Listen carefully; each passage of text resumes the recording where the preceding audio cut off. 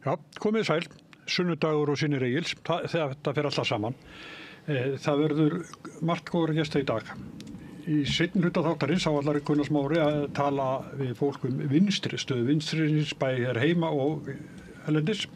Og þá koma til hans Sólveig Anna Jónsdóttir, formaður Eflingar, Finnur Dahlsen, prófessor í heimspeki við Háskóla Íslands, Rósa Björk Brynjólfsdóttir, ráðgjafi og fyrrverandi þingmaður og Sanna Magdalena Mörtudóttir, forseti borgarstjórnar. En við erum komin hér í vettvang dagsins. Það er Arna Jónsdóttir, þingmaður Samfylkingarinnar, Þóra Kristín Árnadóttir, blaðamaður, Ásgeirsdóttir, blaðamaður. Svona er þetta bara, þetta er erfitt. Og Kjartan Sveinsson sem er formaður Landssambands smábátaeigenda. Þið eru allt velkomin. Takk. Takk fyrir. Hvert ykkar horfða á þátt fund Sjálfstæðisflokksins í beinni útsendingu í gær? Ég horfði ekki á hann en ég sá alls konar böss í kringum hann, svona fólk sem var að horfa. Já. Og var alltaf að bíða eftir hvað þessi nýja ásýnd, hvað hún myndi fela í sér. Það voru einhver búin að spá hvort að fálkonum yrði skipt út fyrir dúfu eða kríu eða hvort það væri að taka upp nýtt merki eða eitthvað svona nýja ásýnd en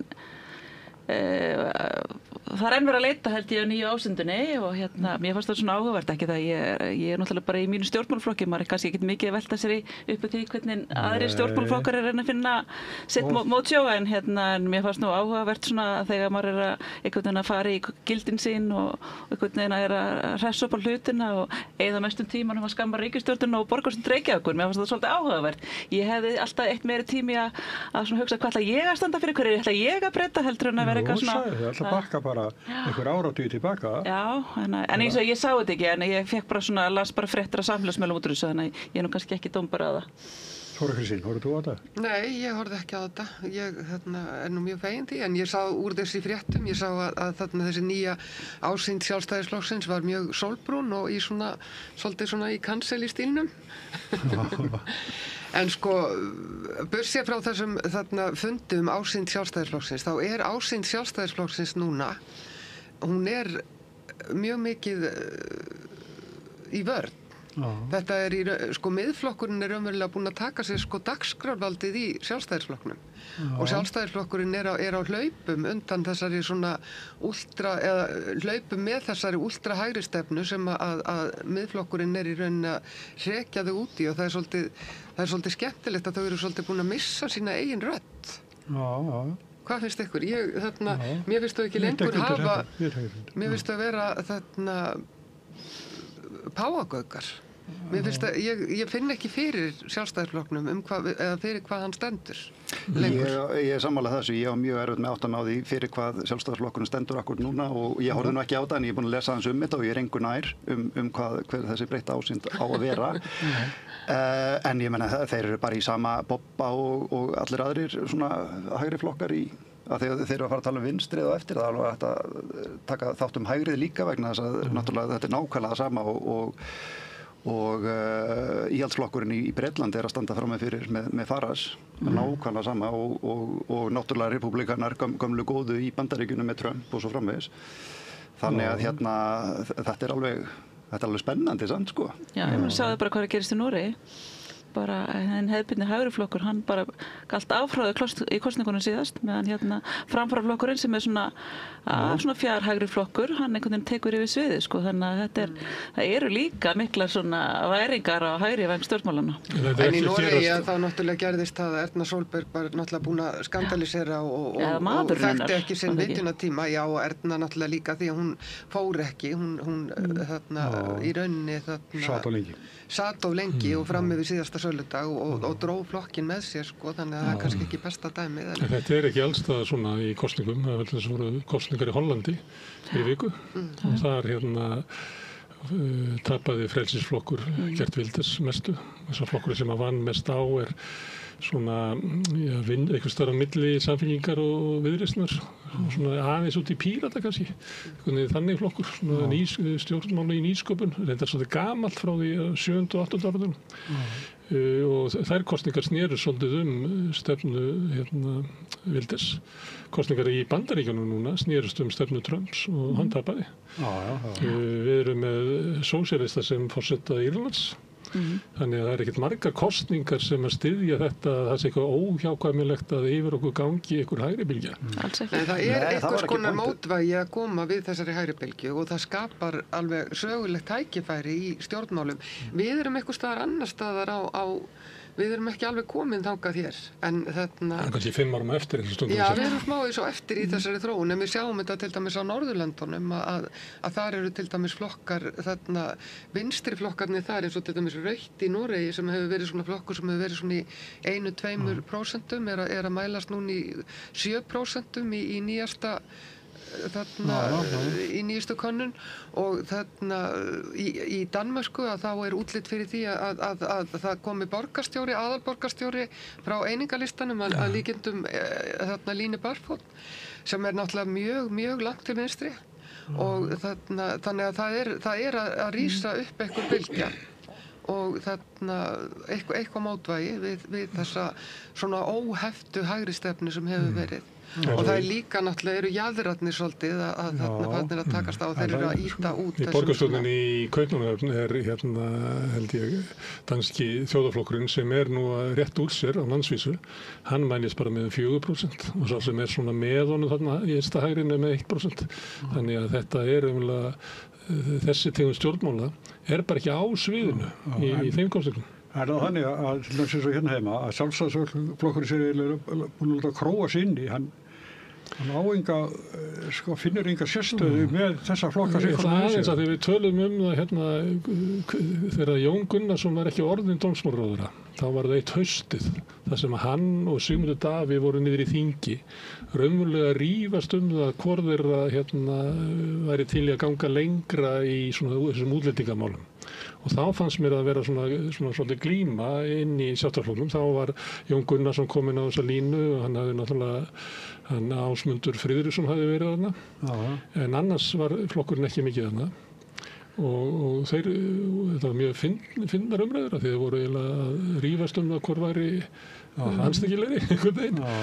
Og þannig og þá var ekki alveg kannski miðflokkurinn sprunginn út í þessa útlendingandúð. Ég held að það næri inn á sviðið, íslenska sviðið, frekar kannski eftir að Bjarni Benediktsson raunverulega tók undir með Jóni Gunnarssoni. Til dæmis þegar Guðrún Hafsteinsdóttir var dómsmálaráðherra eftir honum, þar sem hann tók mjög skýrt fram að stefna Sjálfstæðisflokksins væri stefna Jóns Gunnarssonar. Mér fannst að vera mistök hjá Kristrúnu að taka undir þetta, að opna svona fyrir það að kannski væri útlendingandi vandamál, ekki niðurbrot kerfan okkar og annað slíkt og væri að fara þessa leið sem að Mette Friðriksson að fara núna, sem að horfa það sem við horfum til Danmerkur, að þá eru dæmi það hvað gerist þegar að svona krataflokkar taka upp stefnu vinstahægrisins í innflytjendamálum. Þeir sitja eftir þegar þeir eru komnir í vanda nú mælisflokkurinn með svona 20%, og undir 20% sem að bara álíka mikið áfall fyrir kratana í Danmörku og Sjálfstæðisflokkinn á Íslandi að vera með 17% fylgi. Það bara Það gengur það mjög vel á krötunum í verkefnaflokkunum í Norska. Hann vann auðvitað kosningna þar. Jú, hann vann kosningarnir. Hann hefur verið að tapa fylgi í könnunum núna. Já, sænski jafnaðarflokkun, þeim að ganga rosalega vel í könnunum. Það ekki búið að kjósa. En norski flokkurinn hefur ekki tekið þess að Mette Friðriksson. Já, menn norski verkefnaflokkun, hann var bara fyrir árið síðan. Þá var hann bara að mælast mjög lágt og þá var ég á ferðalagi með Kristrúnu í Noregi þar sem við vorum að reynda að ræða við auðlindamál og slík mál og þá gekk þeim mjög illa og það var einhvern veginn, það bara alveg snerist á einhverjum mánuðum og ég veit ekki hvort að það að Jens Stoltenberg kom sem fjármálaráðherra hafði eitthvað hjálp með þetta að gera en það bara algjörlega umbreyttist sko.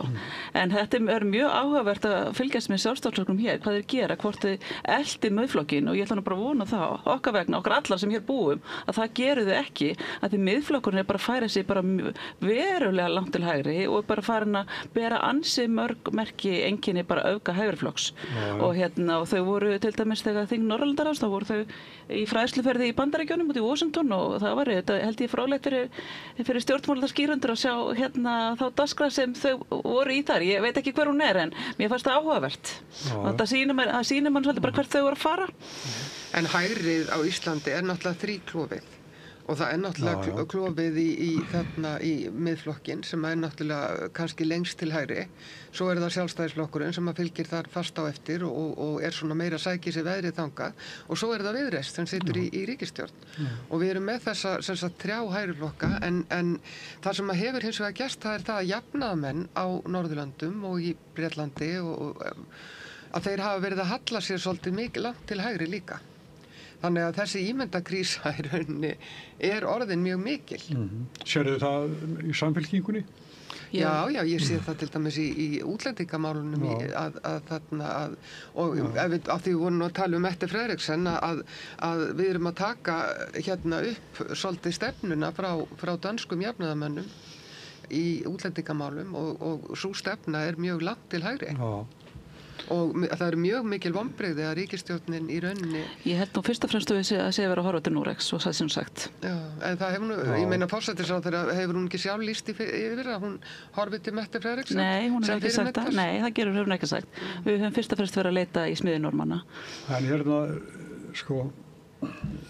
En hvað finnst þér til dæmis þarna eins og þetta frumvarp sem nú liggur fyrir fangelsi fyrir innflytjendur og þarna þar sem að má vista börn og brottvísunarmiðstöðin. Já, sem er talað um fangaverði og það er talað um... Nei, það er ekki það var í frumvarpsdrögum. Nei, það er búið að taka það út. Það er búið að taka það út. En það sýnir fyrir okkur hinn þá er þetta svona fangelsi inn í lokun. Já, þetta er frelsissvipting. Þetta er þegar fólk er búið með öll önnur úrræði og neitar samvinnu við stjórnvöld eða búið að brottvísa. Hefur kannski ekki grein húsavernda. Já, og þetta fólk er vistað á Hólmsheiði í dag. Þetta er oft fólk sem hefur engin húsavernda. Við erum með útlendingastofnun sem hendir fólki sem hefur ekkert að fara. Það er fjölskylduúrræði á Hólmsheiði. Já, er það? Já, og það er börn þar? Ég bara þekki það ekki, en það er fjölskyldustaður sem er vist bara eftir sem er sagt. Þetta er ekkert klefi bara með í Árnafirði, það er ekki þannig. Nei, en við erum samt komin með þetta úrræði og það er þannig að við erum með hluta af þessum hælisleitendum sem ekki fara, er ríkisfanglaust fólk. Og það er fólk sem er jafnvel fast árum saman af því að það kemst ekkert. Þótt að fái ekki landvistarleyfi og þótt að fái ekki hæli hér. Og ef að þetta fólk verður lokað inn í einhverjum svona lokuðum úrræðum, þá er það gríðalegt þarna hefur gríðaleg áhrif á mannréttindi þessa fólk. Það er mikið inngrip. Sjáum hvað svona fólk þetta eins og til dæmis rússneska fjölskyldan, hún var sendið úr landi með einkaflugi. Þetta voru hjón sem áttu lítinn dreng og svo nýfædda tvíbura. Þetta er fólk sem mun verða í þessu fangelsi. Og bara ef við tökum það málum, hörku ríkisstjórnarinnar sem segir að þarna sem maður hefur ákveðna samúð með því viðhorfi að þau vilja ekki skipta sér af einhverju sem einhver stofnun, en þegar að svona er þarna framkvæmt sem að gengur algjörlega í berhögg við réttlætiskennd fólks. Við viljum ekki að það sé verið að flytja nokkura vikna gamla nýbura úr landi. Nei, ég held að það snert okkur. Já, en ég meina, og þá er vísað á, en hvað er þá ríkisstjórnin að gera, ég verð að fá að klára þetta, hvað er þá ríkisstjórnin að gera í sambandi við, þarna, útlendingastofnun og ef að útlendingastofnun gengur neykslanlega fram og ríkisstjórnin vill ekki grípa fram fyrir hendurnar á því, væri þá ekki næsta vess að breyta stefnu útlendingastofnunar? Hvað er verið að gera í því? Ég held að sé nú eitthvað verið að gera. Ég þekki það bara ekki Félagsfræðingur og Kjartan býr náttúrulega í landi Farage. Já, ég er náttúrulega mjög svolítið aukandi við því og vona að samfylkingunni og ríkisstjórninni beri gæfu til þess að fara ekki niður svona hörkuvegferð, En ég verð samt að segja það alveg eins og er að fyrir okkur sem erum kannski svona frekar á vinstrinu, að þá þýðir samt ekkert að loka augunum fyrir því að þetta er bara vandamál sem að þarf einhvern veginn að taka á. Og ég held og ég er eiginlega ekki sammálaður með það sem að Kristrún sagði, var það ekki í hlaðvarpi hjá Stefáni hann Einari fyrir árið síðan. Það var Mér fannst það pælingu. loksins komin einhver stjórnmálamaður sem að sagði eitthvað að viti og ég bara hugsaði mér, býtu, hvaðan kemur þetta eiginlega, hvað veit hún þetta? Allt í henni kemur einhver og segir eitthvað að viti. En hvað var hún að segja viti? Það sem hún var að segja er að við verðum að horfast á við það, horfast í augu við að samfélagsbreytingarnar hafa orðið alveg gríðarlega hraðar og þetta hefur haft áhrif á vinnumarkaðan og fleira. Hún var ekki, ég heyrði það alls ekki, hún var að kenna fólkinu sjálfu heldur sko bara hagkerfinu og þróun hagkerfisins og þessum turbokapitalisma sem hefur verið svona rosalega vinnuaflsfrekur undanfarin 10 ár. Það var það sem hún var að benda á og þarna ég bara hjartalega sammála en sko, ég menna þetta er bara örugglega stærsta og erfiðasta vandamálið sem að En ég líka sammála því og mér fannst fínt að hún væri í raunin að taka þetta upp og samfylkingin og það hefur allt og lítið eða mikið vantað í umræðuna þennan gríðarlega innflutning fólks til að vinna. En ef þetta væri málið, þá málið leyst núna vegna þess að ferðaþjónustan er ekki að vaxa. Það mátti sjá í nýjustu tölum frá Hagstofunni að fjöldi innflytjenda í fjölgun þjóðarinnar komið niður fyrir fjölgun Íslendinga. Þannig að málið er leyst ef þetta er vandamálið. En það er gott að taka þessu en það breytir því ekki að þú mátt ekki beita ónóðsynlegri hörku. Nei, akkurat. Og þess vegna segi ég það og við verðum að gera aðrar kröfur til ríkisstjórnar jafnaðarmanna algjörlega sammála því. heldur en að hún gerir það og ég held að þetta hafi valdið sko miklum vonbrigðum í þarna hópi fólk sem að bindur vonir við þessa ríkisstjórn og mig þar á meðal. Hér er þingmaður úr ríkisstjórninni, hún bara er þau komin á langt hérna? Nei, ég meina við getum örugglega gert margt miklu betra sko, ég efast ekki það og það má örugglega laga ýmislegt í starfsemi og útlendingastofnun, ég bara efast ekki það sko. En þetta tekur bara svolítið tíma og og það er þetta, ég held að engum þingmanni, eða allavega ekki í mínum flokki, þótti gott að horfa upp á þessa nýbura flutt úr landi og maður tók það bara mjög nærri sér. Þetta er gert í okkar nafni. Þetta er gert í ykkar nafni og hvað eru þið að gera þá? Hvernig eru þið að krefjast? Ég var að segja það rétt áðan, ég er bara ekki alveg inn í því, ég er svona ekki alltaf dag að fjalla um útlendingamál, ég er meira í efnahagsmálunum, svo sem sagt. Nú er annað, hvað hefur dómsmálaráðherra langan frest til að taka í alvöru á máli ríkislögreglustjóra? Er þetta bara brennin á tíma? Hún var að fá einhver gögn í vikunni sem hún er að fara yfir. Hún ætlar líka að stoppa að koma yngar námsmenn frá Filippseyjum og Ghana. Hún er líka í því, sem að tengist því sem við vorum að ræða, sem einhver gríðalegt áhersluatriði hjá dómsmálaráðherra. Sem háskólinn neitar algjörlega að sé eitthvað. Já, ég kannast ekki við það. En það er bara í þessari stemmingu að innflytjendur séu ógn við okkur í staðin fyrir að það sem er raunverulegt er að Íslandi er að vaxa og það sogar til sín fólk og hingað kom mikið af fólki í ferðamannabólunni líka fyrir hrun og annað slíkt en þegar það síðan dregst saman aflið í atvinnulífinu þá hættaði innflytjendur að koma. Þannig bara það er alltaf verið að líta út eins og innflytjendur sem koma að taka eitthvað af okkur.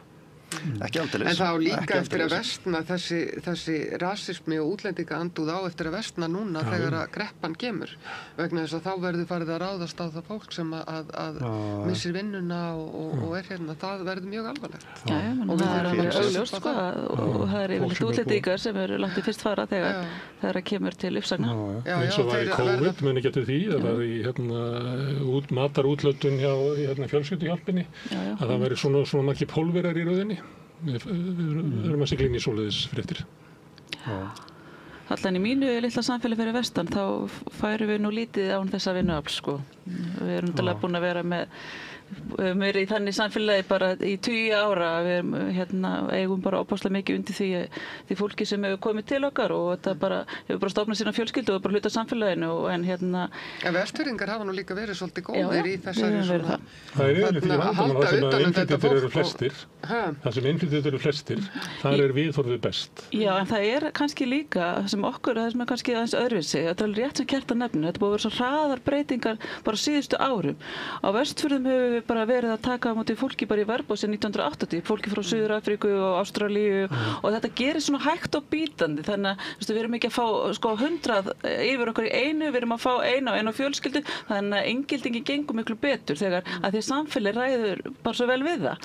En þannig að ég held að það er líka verið sem Kristrún var að nefna að þegar það kemur svona holskefla þá hvernig fara kerfin okkur að hristast þegar við ráðum ekki við þetta svona hægt og bítandi, þú veist. Og vandamáli var náttúrulega líka sko svolítið það eins og einn hagfræðingur sagði einu sinni við mig sem var sem sagt sérfræðingur í Karabíska hafinu og hann var í einhverja vikur og hann sagði sko þetta hefur verið svona cirka 2014 og hann sagði sko ég hef rosalega áhyggjur af Íslandi vegna þess að sko þeir að fara þessa túrismaleið sko þetta það sem hann kallaði low wage, low skill economy og það náttúrulega leið eins og þú segir leið og skellurinn kemur leið og einhver niðursveifla kemur að þá er þetta bara algjör uppskrift að bara disaster sko.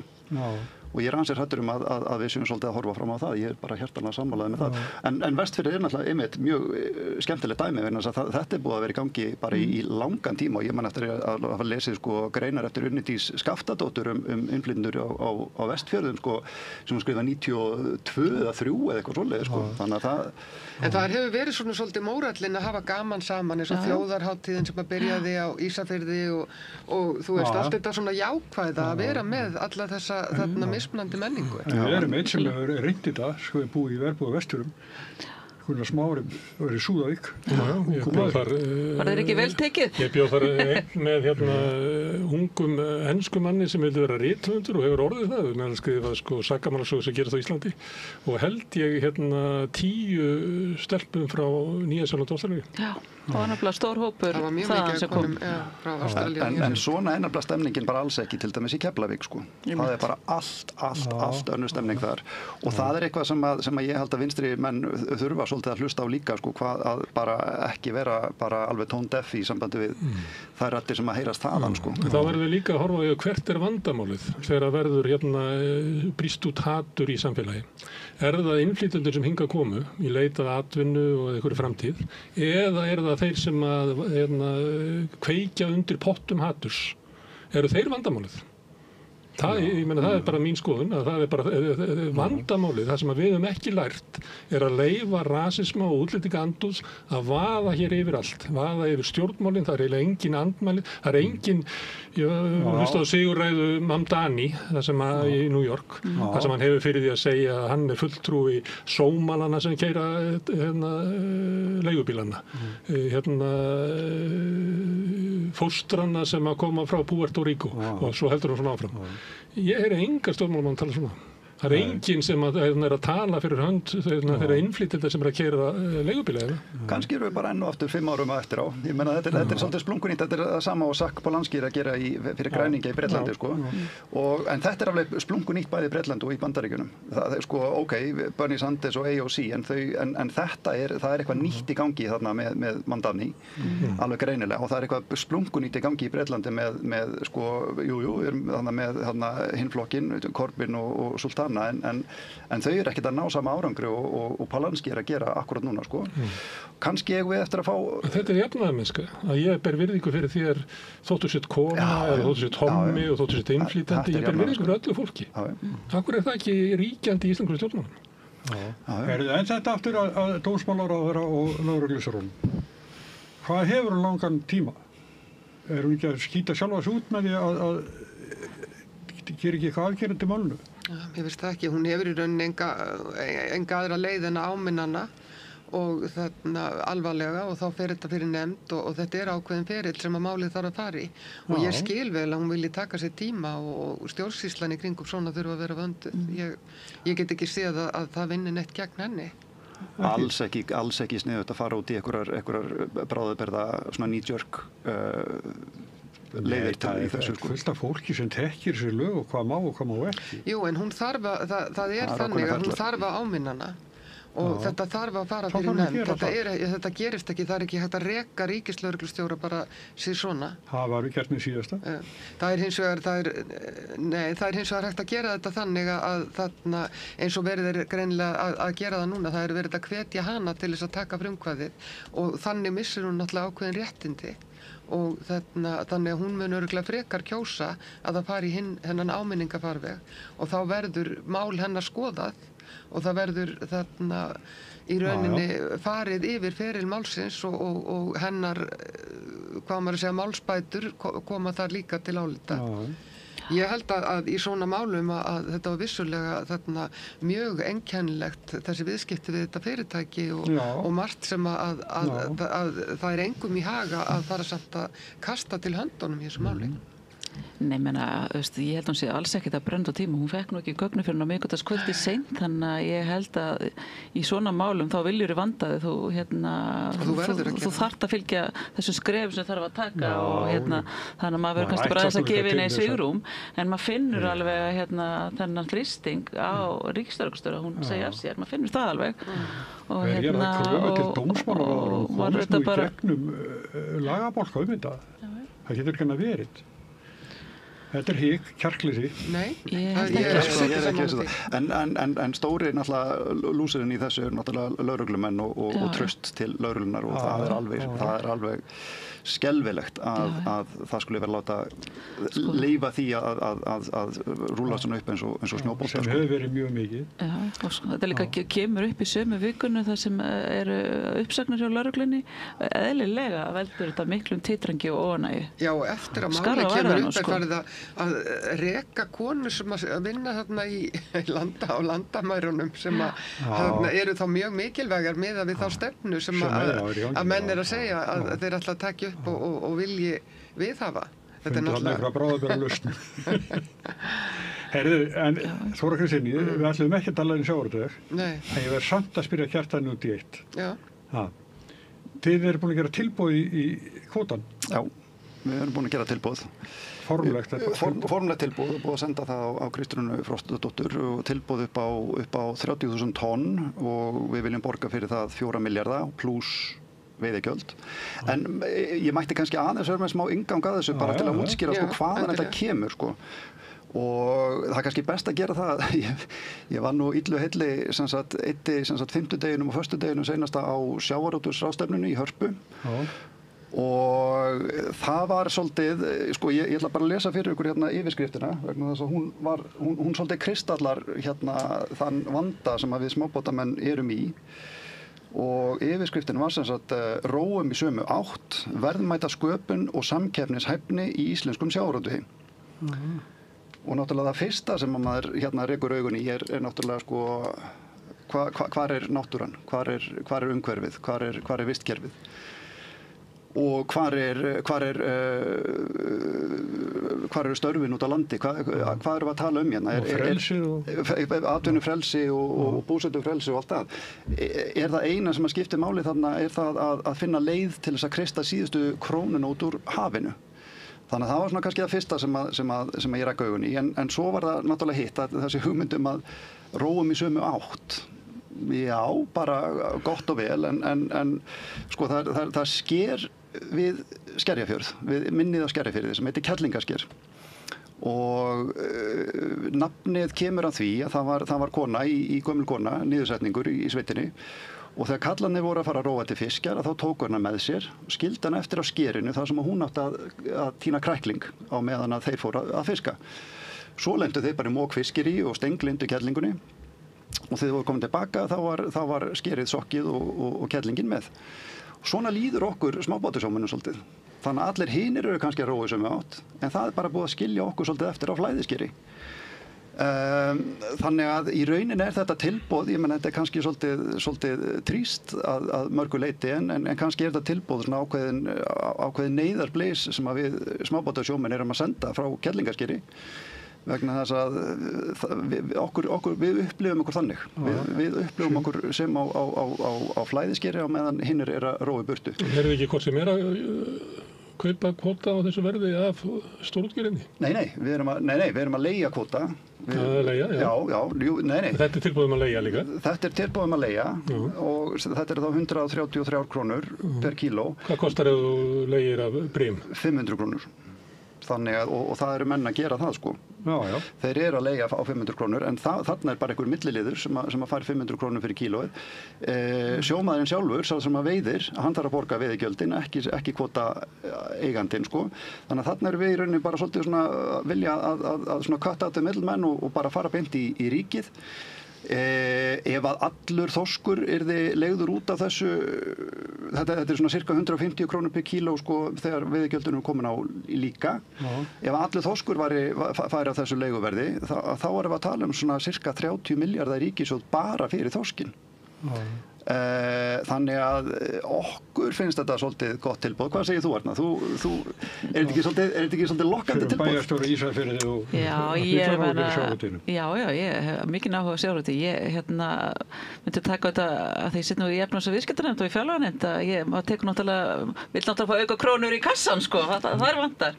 En ég meina, mér finnst þetta nú bara áhugavert sko og maður skilur, þú veist þetta neyðarkall sem er komið og náttúrulega tókst ekki að semja að klára standaði frumvarpið í vor, þannig að maður skilur alveg að fólk er orðið svona, vill ekki að fara að gerast og við lendum ekki einhverjum tímarhaki eins og gerðist í sumar, þannig að og eru bara veiðarnar stöðvaðar. Ég er með fyrir mig, eru bara strandveiðar bara mjög mikilvæg hluti af þessi vistkerfi sjávarútvegsins. Við erum með stórútgerðina, við erum með strandveiðarnar og svo erum við þetta líka, við erum með byggðakvóta og fleira og þetta þarf bara einhvern veginn að þessi kerfi þurfa einhvern veginn bara að lifa saman og ég hef reyndar ekki skilið það á hverju við erum að innheimta veiðigjöld á þann sem veiðir, auðvitað að innheimta veiðigjöld á þeim sem hafa afnot af kvótunum. Þegar við vorum að fara í gegnum veiðigjöld á umræðinu sumar þá hvernig hugsa bara, á hverju eru þessir að borga, á hverju er ekki þeir sem handhafa kvótans eiga þetta að borga þessi gjöld. Þeir fá leyfi til að nýta auðlegend þjóðarinnar. Þannig að ég hef ekki alveg skilið þetta, kannski skiptir ekki öllu máli, en þetta skiptir náttúrulega máli eins og þegar nú er verið að reyna að finna kvóta í strandveiðina og það er verið að skoða kerfin sem við eigum nú þegar og það er náttúrulega bara lítið rými eins og Kjartan þekkir. Við erum búin að finna þessa heimildir sko. Við erum búin að finna þessa heimildir. Þegar að horfa í svigrum í aflareglunni gerir það fyrir. Það er ein leið. Við erum að horfa á Vaffesaflan sem að nýtist aldrei og það eru 5.000 tonn og við erum að horfa til þess að sko kvóta, við höfum alltaf veitt 10.000 fram yfir ráðgjöf Hafró okkur einasta ári og það er svigrum þar sem að stórútgerðin fær en ekki við. Við erum að horfa, þessi tonn er alveg til sko, þetta er ekkert mikið mál sko. En sko þegar maður horfir á sko rauninni þennan byggðapott 5,3%, mér finnst sko ég skil ekki alveg þessa miklu andúð stórútgerðina gagnvart þessum byggðapottum, af því þetta er einhvern veginn svona á að vera svona potturinn sem á að vera svona aðeins þess að sætta menn út á afleiðingu kvótakerfisins. Þetta eru skaðabætur. Já, og ég skil ekki þetta viðhorfum að vera agnóst út í einhver 1.000 tonn eða nokkuð 1.000 tonna, þú veist, ég bara næði ekki, í staðinn fyrir að skilja bara, þeir hafa það gott, en þetta er bara þeir að búa til einhverja sátt og En hvernig litist þér á það að kannski stækka pottin úr 5,3 upp í 8%? Já, ég bara sé það bara í mínu nærumhverfi. Ef þú borgar 500 kall í brím, er þetta ekki til að borga 500 kall í ríkisins? Það var ekki leiðilegt. Fyrst þið að semja þetta? Já, ég bara sé það í mínu nærumhverfi hvað byggðapottarnir skipta gríðarlega miklu máli. Ég er að meina Hólmavík, Drangsnes, Suðureyri, Vesturbyggð. Þetta er bara, þessi staðir yrðu bara í mjög miklu vanda hefðu ekki sértæka byggðakvóta. Þannig ég hef verið að segja við innviðaráðherra sem er núna með þessa potta að þarf að skoða, þegar hann er að hreyfa til að færa, hann má ekki kippa stóðunum undan þessum litlu stöðum sem hafa ekkert annað. Þannig að þetta þarf einhvern veginn að búa til sátt og ef Kjartan er búin að finna þessi tonn sem vantar upp á, þá held ég að Eyjólfur myndi bara taka þessum hugmyndum fagnandi, því ég veit að hann er að leita logandi ljósi af tónnum svo að hann geti uppfyllt hérna stjórnarsáttmálann og þetta svo sannarlega það að hafa fyrir 14 daga. Já, vandamálið kannski svolítið það að Eyjólfur ræður þessu ekki alveg 100% einn og sko það var náttúrulega skapað ákveðin vandamál að það skildi vera að splitta þessu yfir í 2 ráðuneyti sko. Vegna þess að nú samdráttur í þorski og bara 5,3% kerfið bara minnkar þá það sem því nemur sko. Þannig að hann bara í spennitreyju og þarf að finna þessi tónn einhvers staðar annars staðar frá og við erum búin að finna þau þannig að allir eru sáttir. Tökum ekki að munum. Hvaða svar heldur þið fáið við tilboðinu ykkar? Sko við gerðum náttúrulega svona tilboð, það var gert svona tilboð í fyrra en það var upp á 10.000 tonn og milljarð fyrir það. Þá var nú Bjarni Benediktsson bæði held í forsætisráðherra og sjávarútvegsráðherra þannig að það var nú ekki gert mikið með það. Þegar hann var ráðherrann? Já, þegar hann var ráðherrann. Já, ég veit ekki, við erum bara svolítið spennt að heyra frá þeim sko, vegna þess að frá okkar bætinu séð þá er þetta bara svona skilgrinning á svona win-win tilboði sko. Já, sem var svona dregur tjöldur svolítið frá í augnabliki, hvernig þetta er. Já, og svo náttúrulega að því að sko við höfum þessar strandveiðar en við höfum ekki heilsárstekjur af þeim og sérstaklega ekki þegar við höfum stöðvuð sko í miðjan júlí ár eftir ár. En með því að vera með svona auka leigupott að þá gætu þeir sem að hafa eitthvað virkilega áhuga á því að gera þetta að heilsársatvinnu að þeir gætu þá gert það og gert það náttúrulega með sko það er félagsmenn Landssambandsins sem hefur þá aðgangi að þessum leigupotti. Og þetta allt vistvænustu fiskveiðar í íslenskri lögsögu og bara af hverju það er ekki til einhver græn ívilnun eða eitthvað fyrir fiskveiðar. Við sáum það nú í seinasta mánuði að íslenski kórallinn, kaldsjávar kórallinn er komin í útrýmingarhættu og út af fiskveiðum. Ekki út af hlýnun sjávar, út af fiskveiðum. Þannig að sko kostirnir við það að leigja okkur einhver aukatonn alveg ótvíræðir, alveg saman hvort við lítum á náttúruna eða byggðamálin eða sem sagt hagkerfið það kom nú fram hjá Sveini Agnarsinni þarna á föstudaginn var að afkoman hjá strandveiði sjómönnum er bara ásættanleg sko þannig að sko það er allt í lagi sko þannig að ávinningurinn væri alveg gríðalegur af því að gera þetta. En svona misgóðar horfur í atvinnulífinu til konu aðeins inn á áðan en nú þetta var góður liður í því reyndar líka. Við erum að skapa störf sko út á landi, smábátasjómenn sko. Þannig að það er norðurál og það getur ekki alveg upp í ár að koma því í gang aftur og ekki fyrir síðan, ég held að við hefum alveg getað rætt að þannig að þetta er mjög gamalt álver sem að flutninga notað og þeir sem að eiga það hljóta að vera að velta því fyrir sér hvort að það sé þess virði að endurræsa það. Ég held að við megum alveg orða það sko, það er ekki þannig að það verði að því að við orðum það eins og sama með Bakka, hann verður aldrei ræstur upp aftur. Þetta kísilver á Bakka. Það hitt verið ekkert í Helguvík. Nei, það fór náttúrulega aldrei í gang. Þannig að mér finnst alltaf að skoða hver staðan væri ef að álverið myndi loka. Og það náttúrulega getur verið, fólk missi vinnu, en ef það er ekki samdráttur í efnahagskerfinu þá finnur fólk vinnu annars þar. Það er 700 manns að vinna á Grundartanga, hjá Norðuráli. Og það eru gríðarleg orka sem myndi losna sem að vera hægt að gera eitthvað stórkostlegt við í þetta byggja upp ræktun og það verið að byggja upp kannski fengjum við loksins okkar kálver og alls konar sem hægt er að gera þannig að mér finnst að vanta svolítið að fólk leyfi sér að ræða svona hvað ef því að álver er ekki eini í valkosturinn og var það ekki áður að varist og verður ekki eftir að en þetta er þarna og náttúrulega það er ekki lengur það er náttúrulega að keyra á 1/3 og það mun ekki gera það lengi þannig að annarkvort taka eigendurnir ákvörðun að endurreisa starfsemina eða að þeir taka ákvörðun að sleppa því. Ég meina, en það er ekki komið fram Smári annað en að þeir hyggist endur þess að þetta þegar þeir gerðu lokið. Þeir hafa ekkert gefið það skýrt út. Jú, þeir hafa gert það. Þeir hafa gefið skýrt út að þeir munu halda ræsa aftur og þannig það er alveg ljóst og það var fundu bara fyrir svona 10 dögum með þingmönnum og sérstjórnarmönnum á svæðinu og þeir eru alveg skýrir að þeir munu ræsa þessi ker aftur. Þannig þá er þetta bara mín spá svona með mínu fréttamannsnefi. Það er ekki svo langt síðan. Í anda málfélagsins þá má þetta hugsa ýmislegt. Það er ekki svo langt síðan að Straumsvík var að loka.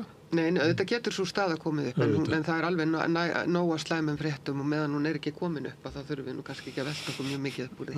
Það sem ég er að segja, þetta er ekki svo slæma frétt sem er verið að draga upp eins og þessi annarkvort álver eða ekki neitt. Nei, hún væri vissulega slæm fyrir þá sem að vinna hjá álverinu. Já, við erum þetta er svolítið stóriðan, það er þarna í Norðuráli og svo Bakki og Húsavík.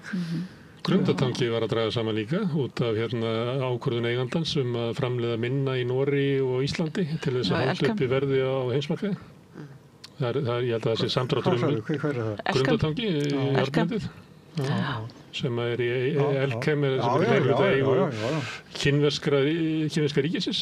Ég held að það sé samdráttur 20% einhversleis. Það mun vikta sko. Það er náttúrulega... En á meðan að þá var nú umhverfisráðherrann á aðalfundi Landsvirkjunar að lýsa því yfir að við elskum stóriðju. Og það verður, og það er mjög mikið svona traust sett á stóriðju í þessum áætlunum ríkisstjórnarinnar, þannig að þetta er svolítið slæmt. Við erum líklega leiðin út úr því tímabili, sko. Eins og þessar tilraunir á Bakka og Helguvík og það er endapunkturinn á tilraunum okkar til þess að byggja hér upp stóriðju. Jú, það verður sjálfsagt einhver stóriðja en við erum náttúrulega á leiðin inn í kreppu og það er spurning hvort það þarf ekki aðeins að endurskoða þessi svona stóru virkjunaráform ríkisstjórnarinnar í ljósi þess að það verður nú kannski ekki þessi mikla eftirspurn og fólk er kannski meira að einblína á gagnaver í dag og það veitir náttúrulega enga vinnu. Það er ekki alveg rétt. Það er ekki alveg rétt. Þú eittir að skellar á Blönduós og ræða við Blönduósinga. Það hafa bara tónungu margir atvinnu að gagnaverum og þjónustu þau og svona, þannig að það er nú ekki alveg rétt. En ekki miðað við þá orku sem að fer í það, sko. Já, það er líka borga fyrir hana sem er gott fyrir þjóðbúði. Eru fleiri en eitt gagnaver á Blönduósi? Ég þekki það ekki nú ekki alveg, þau eru í einhverjum húsum sko, en það eru nokkri sem hafa og það eru þetta fleiri og gagnaver eru þetta nauðsynleg, við bara lifum ekki þessu samfélags að hafa gagnaver og þau eru ekki slæm, gagnaver er ekki sama og einhver námugröftur eins og margir vilja halda, það er þetta alls ekki, er ekki þannig lengur nefnilega og gervigreindin og allt þetta sem skiptir bara samfélagi máli og gagnaver eru komin til þess að vera og þau eru þetta fjölmörgu toga en ég þetta staðan á Grundartanga það er ekki búið að taka neina ákvörðun og segja neinum upp og fyrirtæki hefur sagt það stendur ekki til eins og staðan er núna og þau eru núna þessi stoppa á þessum kerum getur staði alltaf ár segja þau en þau eru eitthvað að skoða einhverja viðgerðir þannig að auðvitað er þetta alvarlegt fyrir þetta fólk sem þarna býr ef þyrfti að segja upp þessu fólki en svo staða er ekki komin upp og maður þetta vonar að ekki komi til þess að fólk missi atvinnu þá væri við í vondum málum að þetta er bara gríðarlega stór vinnustæður ég sé enga vanvirðingu í því að ræða hvað við getum annars gert við erum að tala framtíðina eins og við eigum hana og þessi björt mér finnst það ekki vera vanvirðing sko, það má þetta ræða hvað sem er en ekki bara þessi staða er bara ekki komin upp að fyrirtækið er bara ennum áfram að starta aftur þessum kerfum sem eru núna lokuð og svo eru þetta líka þannig nú er þetta alls konar viðgerðir sem fara núna í gang og maður ánar svolítið eftir að sjá hvernig starfsfólki núna hvernig það nýtist í þann fasa og þannig að maður vonar þetta það að fólk hafi eitthvað viðværi og með að vera sjá þessu svo eru bara líka aðra stórar fréttir að fara að gerast á Grundartanga það er ekki bara álver og Elkem það er líka fleiri stórar hugmyndir þar í gangi gangi einmitt til þess að nýta orkuna, þannig að þú veist, það alltaf, ég heyri það sessunóti minn og minn gamli góði dönskukennari talar að kreppa sig að sig. Ég er ekki svona svartsýn, við erum bara þannig hagkerfi, við erum sveifluhagkerfi og við förum stundum niður og stundum upp og mér finnst við ekki vera komin á þann stað að hugsa þannig að allt sé að fara til andskotans, þó síður en sé.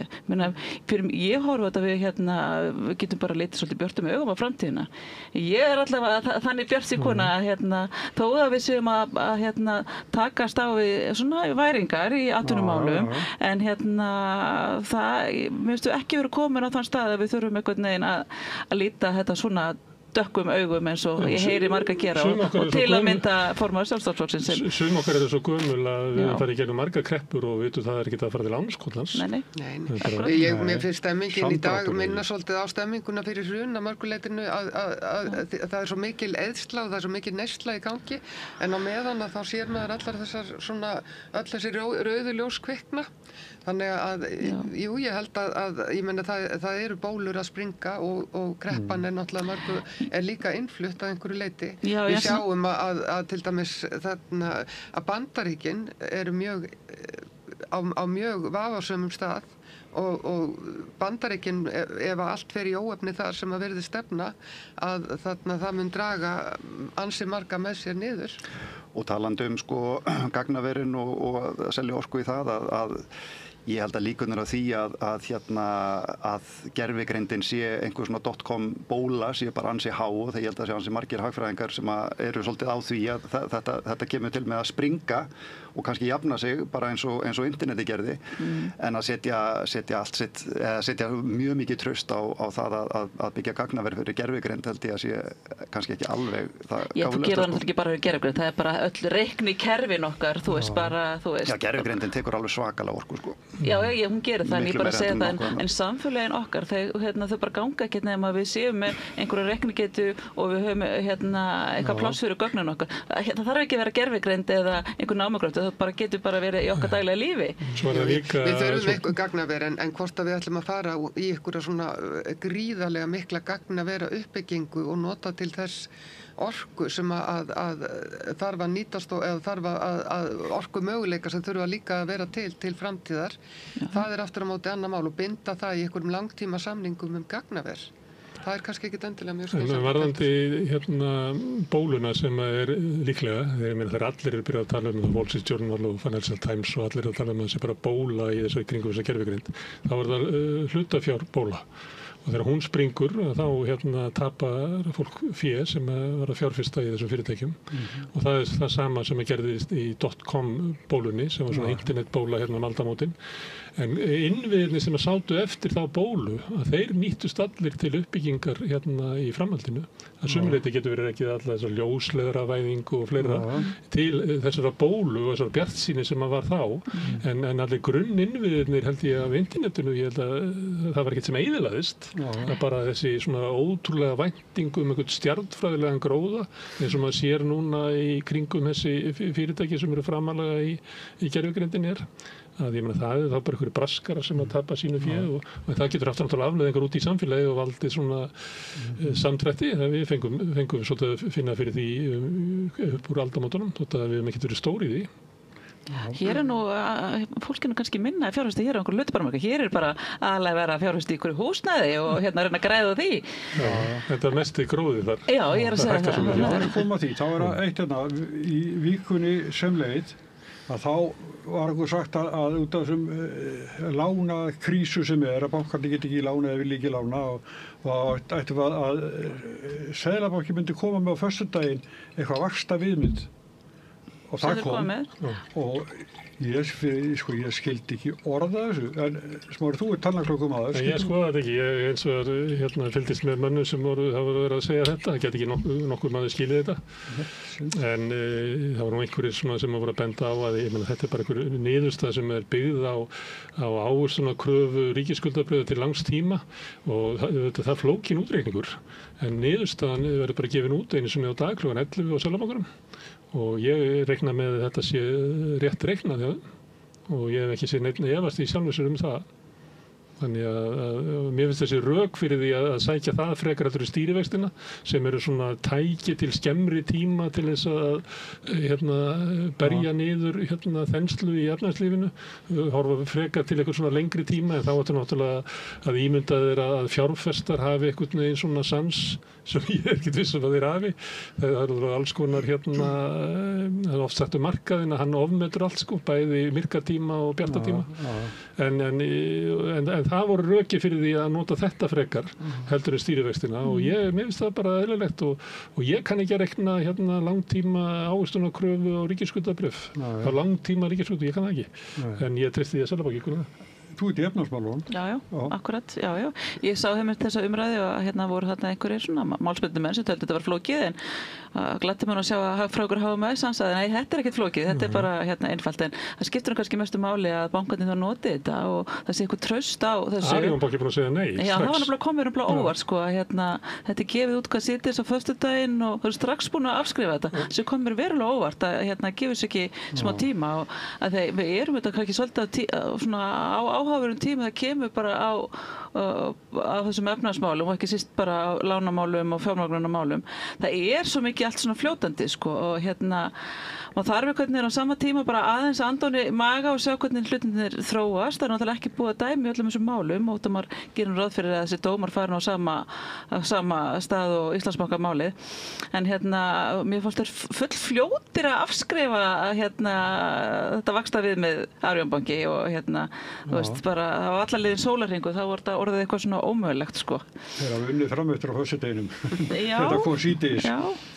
Tillagan er lögð fram til þess að verði svona sátt og öryggi og traust á markaðnum.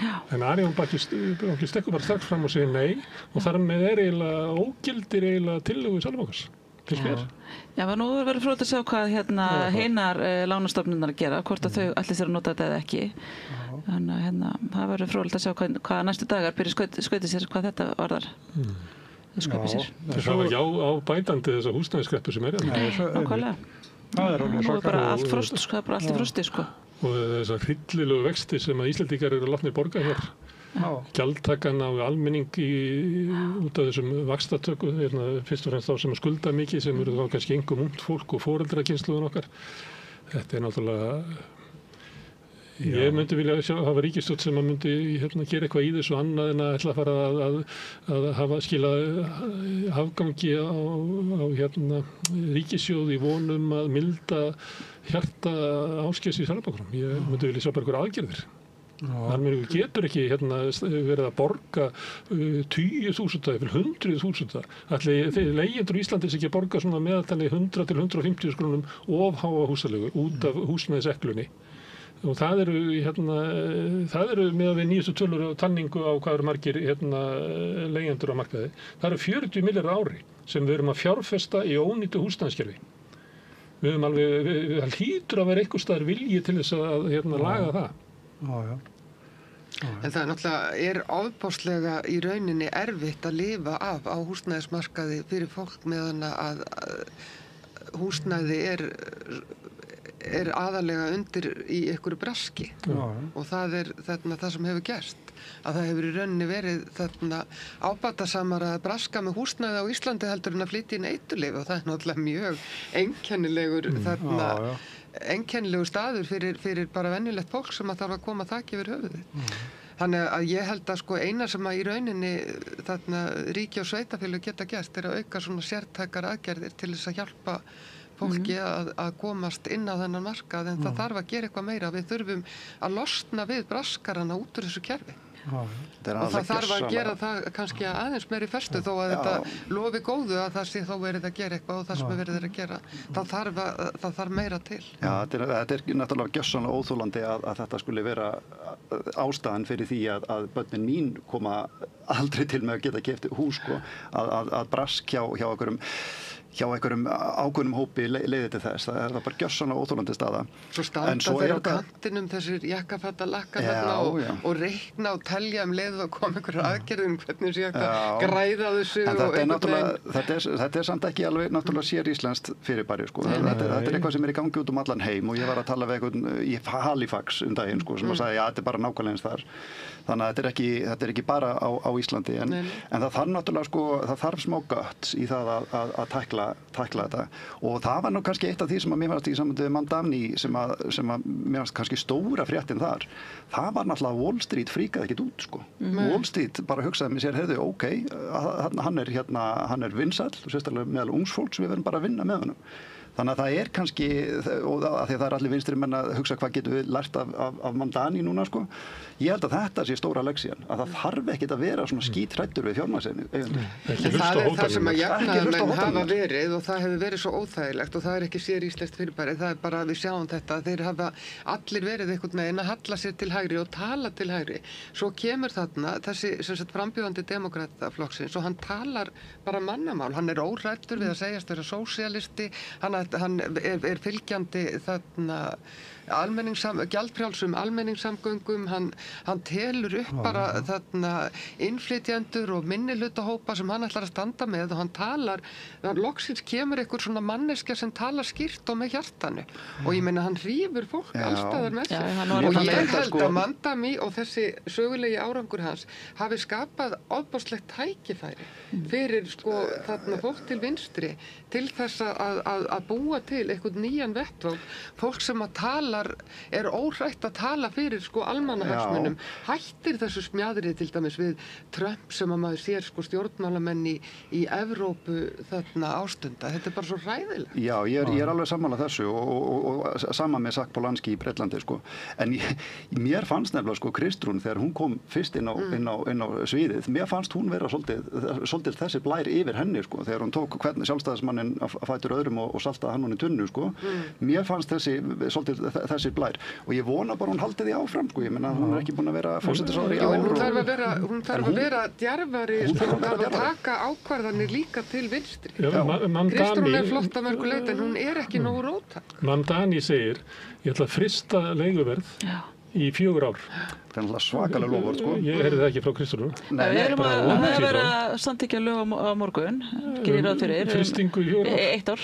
Já, mátti ekki hækka í 1 ár. Það er að með ekki vera vísitölu tengt í 1 ár. Já, en ég bara svona, sko, maður leysir ekkert húsnæðismarkaðir með einhverju einu. Það þarf að vera fjölþættar aðgerðir svona bæði á framboðsliðinni og líka á eftirspurnarliðinni. Og það var náttúrulega eitt stóra máli hjá Mandani. Hann var að horfa í húsnæðismarkaðinn að mér skilst, þetta sem ég hef svona reynt að pikka upp úr þessum bandarísku stjórnmálum og svo var hann líka bara að tala fyrir svona sósíaldemókratískum málum, bara dagvistun og svo er þetta bara, svo bara matvælaverð, þannig eitthvað sem við getum rætt í líka bara gríðarlega hækkanir hér líka fyrir matvælaverð. Hann segir, hann ætlar að frysta leiguverð í 4 ár og hann hefur vald til þess þar sem að búa 1 milljón New York búa af 8,5 eða held ég sem búi í borginni. Hann hefur valdið þess. Og hann ætlar að hafa gjaldfrjálsa almenningssamgöngur sem vísir af í New York og er til dæmis í Boston og vera í einhver tíma. Og þá verður maður kannski að hugsa svolítið býtu, erum við kannski bara orðið svolítið eftir í pólitíkinni sko. Að ef að maður getur bent á að sko það virkir leigubremsa í New York, það er ókeypis almenningssamgöngur í Boston, þetta er ekki beint staðirni sem að vinstri fólk á Íslandi hefur að horfa með væntingar til. Höfuborg fjármálageirans, New York sko. Við höfum verið allt of höll undir fjármagnsöflin hér í sem sagt jafnaðarmenn og fólk til vinstri í stjórnmálum. Það er því miður að þá erum við eins og sjálfstæðisflokkurinn er að elta skottið á miðflokknum núna, þá höfum við verið að elta þetta svona Valhöll, Samtök atvinnulífsins og Viðskiptaráð. Því miður, ég meina ég trúi því að við getum náð heiminum á betri stað ef að við fáum fleira fólk eins og þennan Mandani, fólk sem talar skýrt, er óhrætt og við getum það vegna þess að við horfum á unga fólki núna, við horfum á fjölmiðla sem eru algjörlega dauðir. Það er algjörlega dautt vatn í fjölmiðlunum eins og hér, en sko unga fólki er að hlusta á einhver hægri hlaðvörp þar sem meira eða minna verið að tala á sko mannfjandsamlegum nótum alla hluti. Fjármagna einhverju fyrirtækjaeigendum. Já, það bara hræðilegt ástand. Við þurfum fólk sem að talar inn í hjartað á þessu unga fólki sem að býður upp á valkost annars vegar við sko trénaða fjölmiðla sem eru sko með sömu stjórnmálaskýrendurnar og fyrir 50 árum á dagskrá. Við erum með þarna ofboðslega sko trénað fjölmiðla umhverfi það sem er enn við lýði og svo erum við með bara algjörlega dautt. Við þurfum fólk sem að getur talað, sem að þorir að tala. Já, mér fannst nefnilega Kristrún vera þannig svolítið fyrst, sko.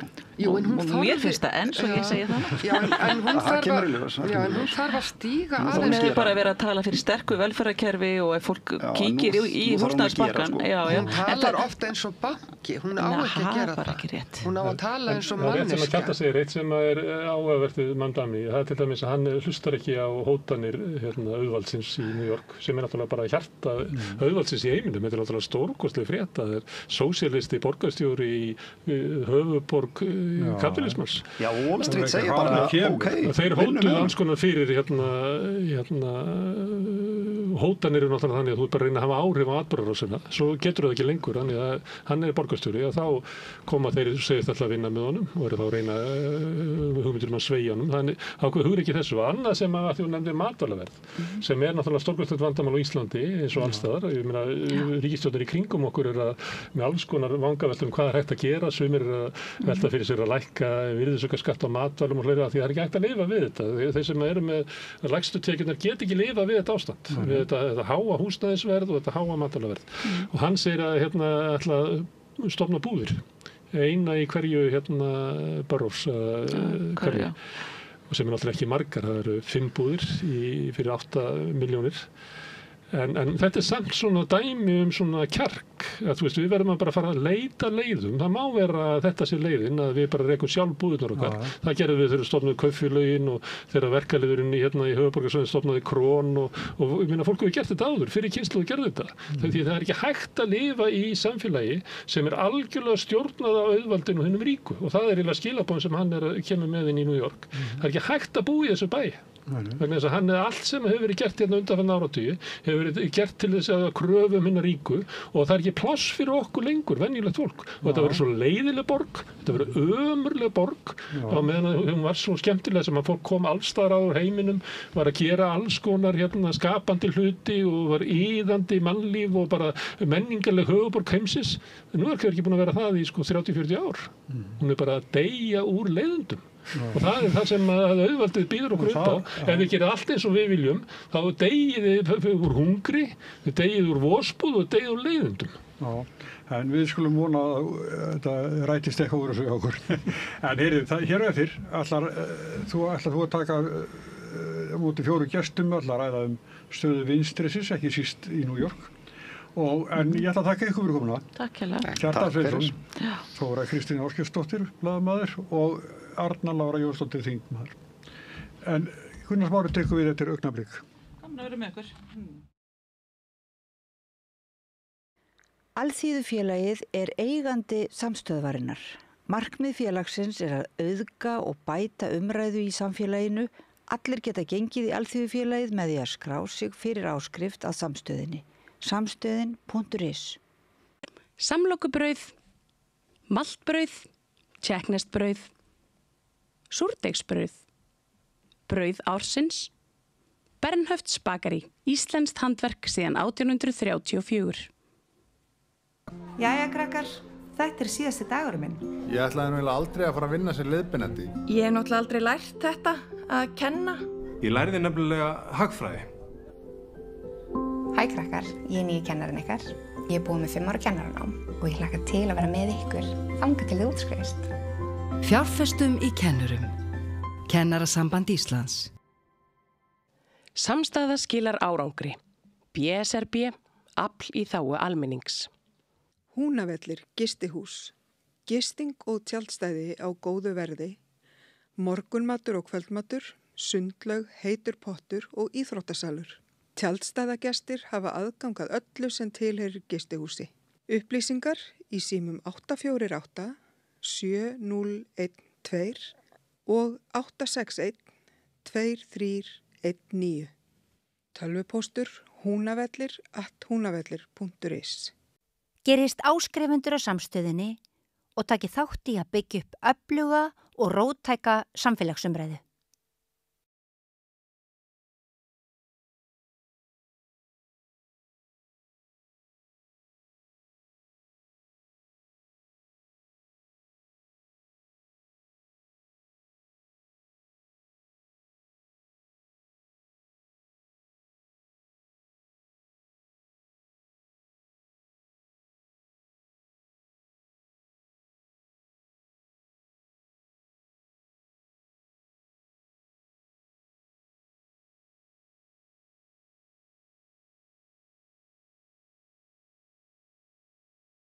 Góðir fjölmiðlar eru mikilvægur partur af því súrefni sem sérhvert samfélag þarf á að halda. En góðir fjölmiðlar þeir þurfa ekki endilega að vera hlutlausir, en þeir verða að vera sjálfstæðir. Alveg eins og góðir háskólar og traustir dómstólar þurfa að vera sjálfstæðir. Þeir þurfa að þjóna fólkinu, ekki valdinu. Ég heiti Þorvaldur Gylfason og ég styð samstöðina.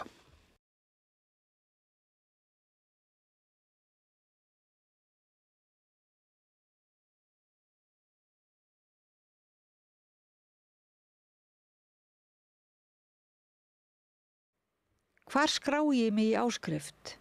Samstöðin.is. Við lifum á tímum þegar þörfin fyrir opna og gagnrýna umræðu brýnni en nokkru sinni fyrr. Ég heiti Ólína Kjerúlf Þorvarðardóttir og ég styð og vel samstöðina, sjálfstæðan og óháðan fjölmiðil.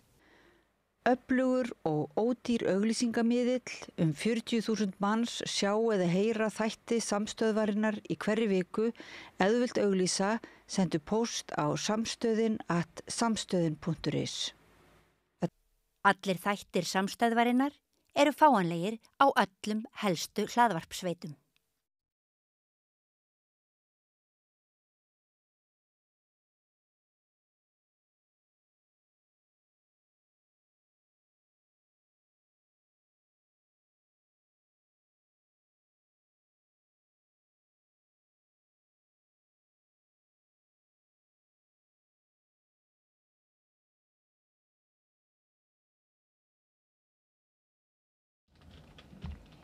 Já, fyrir mörgum var svona frétt síðustu viku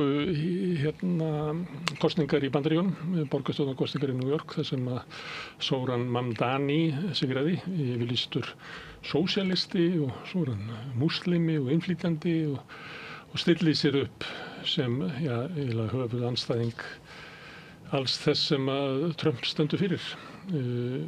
Þetta vakti svona gleðihrínu, svona vinstri helming heimsins, held ég, og til þess að svona reyna að meta það hvaða merkingu þetta hefur í Bandaríkjunum og ekki kannski síður í svona vinstri hreyfingunni í heiminum. Hingað komið fólk svona sem að held að sé allt svolítið vinstra megin í lífinu. Sólveig Anna Jónsdóttir, formaður Eflingar, Sanna Magdalena Mörtudóttir, forseti borgarstjórnar, Rósa Björk Brynjólfsdóttir, ráðgjafi og fyrrverandi þingmaður bæði VG og Samfylkingar, þú ert alveg kjörin í þetta. Og svo Finnur Delsen sem prófessor í heimspeki við Háskólann og hefur starfað inn í VG eða ekki? Jú, svona árum áður, kannski aðlega. Já. Herðu, þetta svona frétt sem eðlilegt að spyrja sko, hvaða merkingu hefur hún? Sólveig Anna. Já, fyrir mig og fólki sem að ég umgengst þá held ég að þetta hafi mjög jákvæða merkingu. Ég held að við séum öll mjög glöð af því að hann Mamdani og hans fólk þau tala bara mjög opinskátt og hreint út sínar pólitísku skoðanir og sínar fyrirætlanir, aðhyllast svona demokratískan sósíalisma, leggja áherslu á hagsmuni verkafólks, vinnandi fólks og leggja jafnframt áherslu á samstöðu þessara hópa sem leiðina til þess að geta náð árangri, til þess að geta farið að breyta hlutunum. Og það margt sem að við í Eflingu tengjum við í vinnubröðunum hjá honum og hans fólki. Þessi mikla áherslu til dæmis á skipulagningu, það að fara út, ræða við fólkið, þau tala að þau tali ekki á fólk heldur hlusti, tolerans fyrir því að fólk þurfa ekki að vera sammála alla hluti, heldur megi vera með fjölbreytta sýn og fjölbreytta skoðanir svo lengi sem að fólk sé sammála stóru málin sem eru efnahagstilveru skilyrði vinnandi fólks. Þannig að við horfum til hans og hans fólk og óskum honum alls hins besta.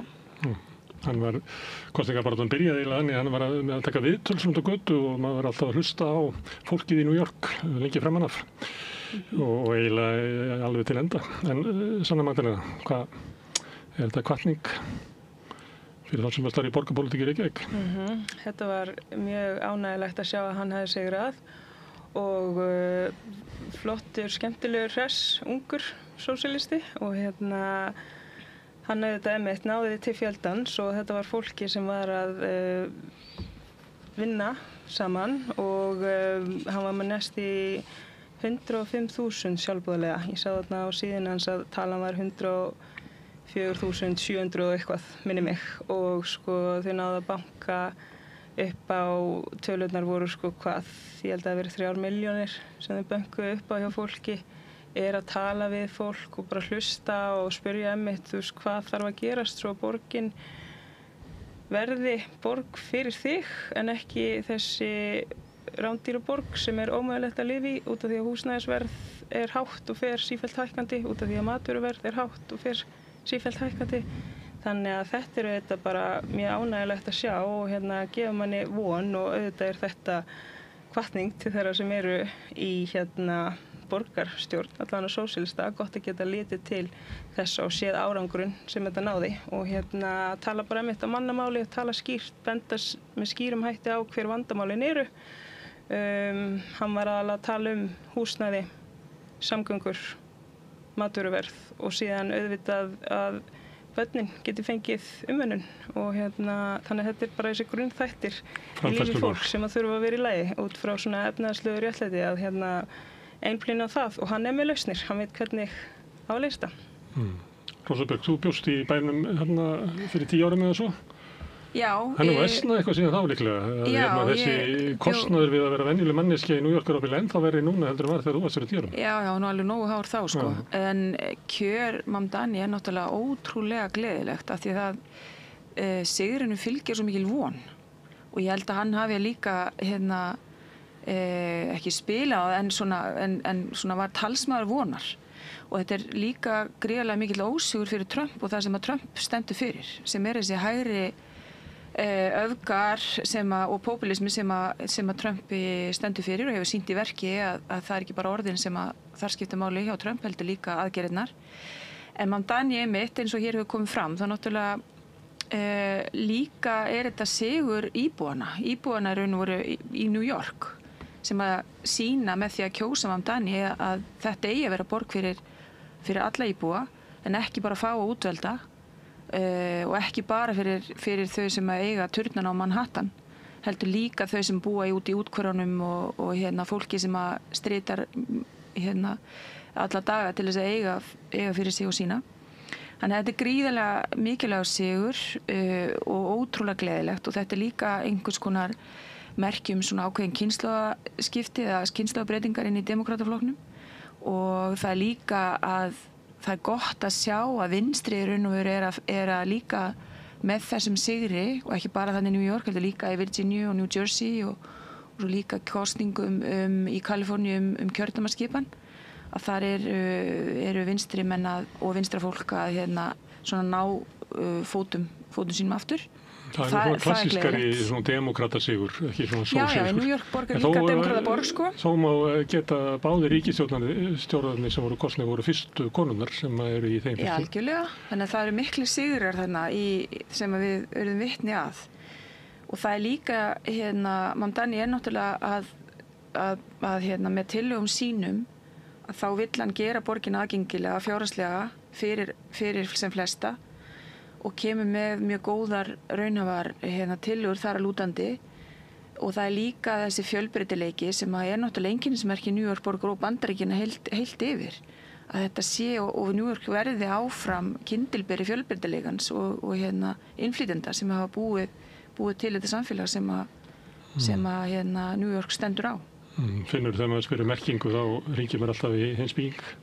Já, en mér langar kannski bara að segja eitt ég veit að hann byrjaði því að fara einmitt að taka viðtöl við fólk út á götu og talaði svo sérstaklega við Trump stuðningsmenn, eða fólk sem hefði kosið Trump í síðustu kosningum og hafði kannski ekkert verið að styðja repúblikanaflokkinn þar áður og ég meina hann hóf samtal við það fólk og held ég á grunni þess samtal sem hann býr til þá kosningastrategíu sem hann sem fer með sem að snýst eins og þú orðaðir svona framfærslumál það sem hann kallar affordability og í Bretlandi talað cost of living crisis og þetta alltaf verið að tala sama hlutin það bara hvernig þetta eiga efna á því að vera til einhvers staðar og það það sem að fekk fólk til þess að fara yfir til Trumps og það það sem að fær fólk núna til að fara aftur til Zoran Mandamis eða fara langt til vinstri náttúrulega með við Trump og það náttúrulega mjög áhugaverð niðurstaða að það virðist vera strategía ef hún allavega útfærð með skipulögum hætti sem að virkar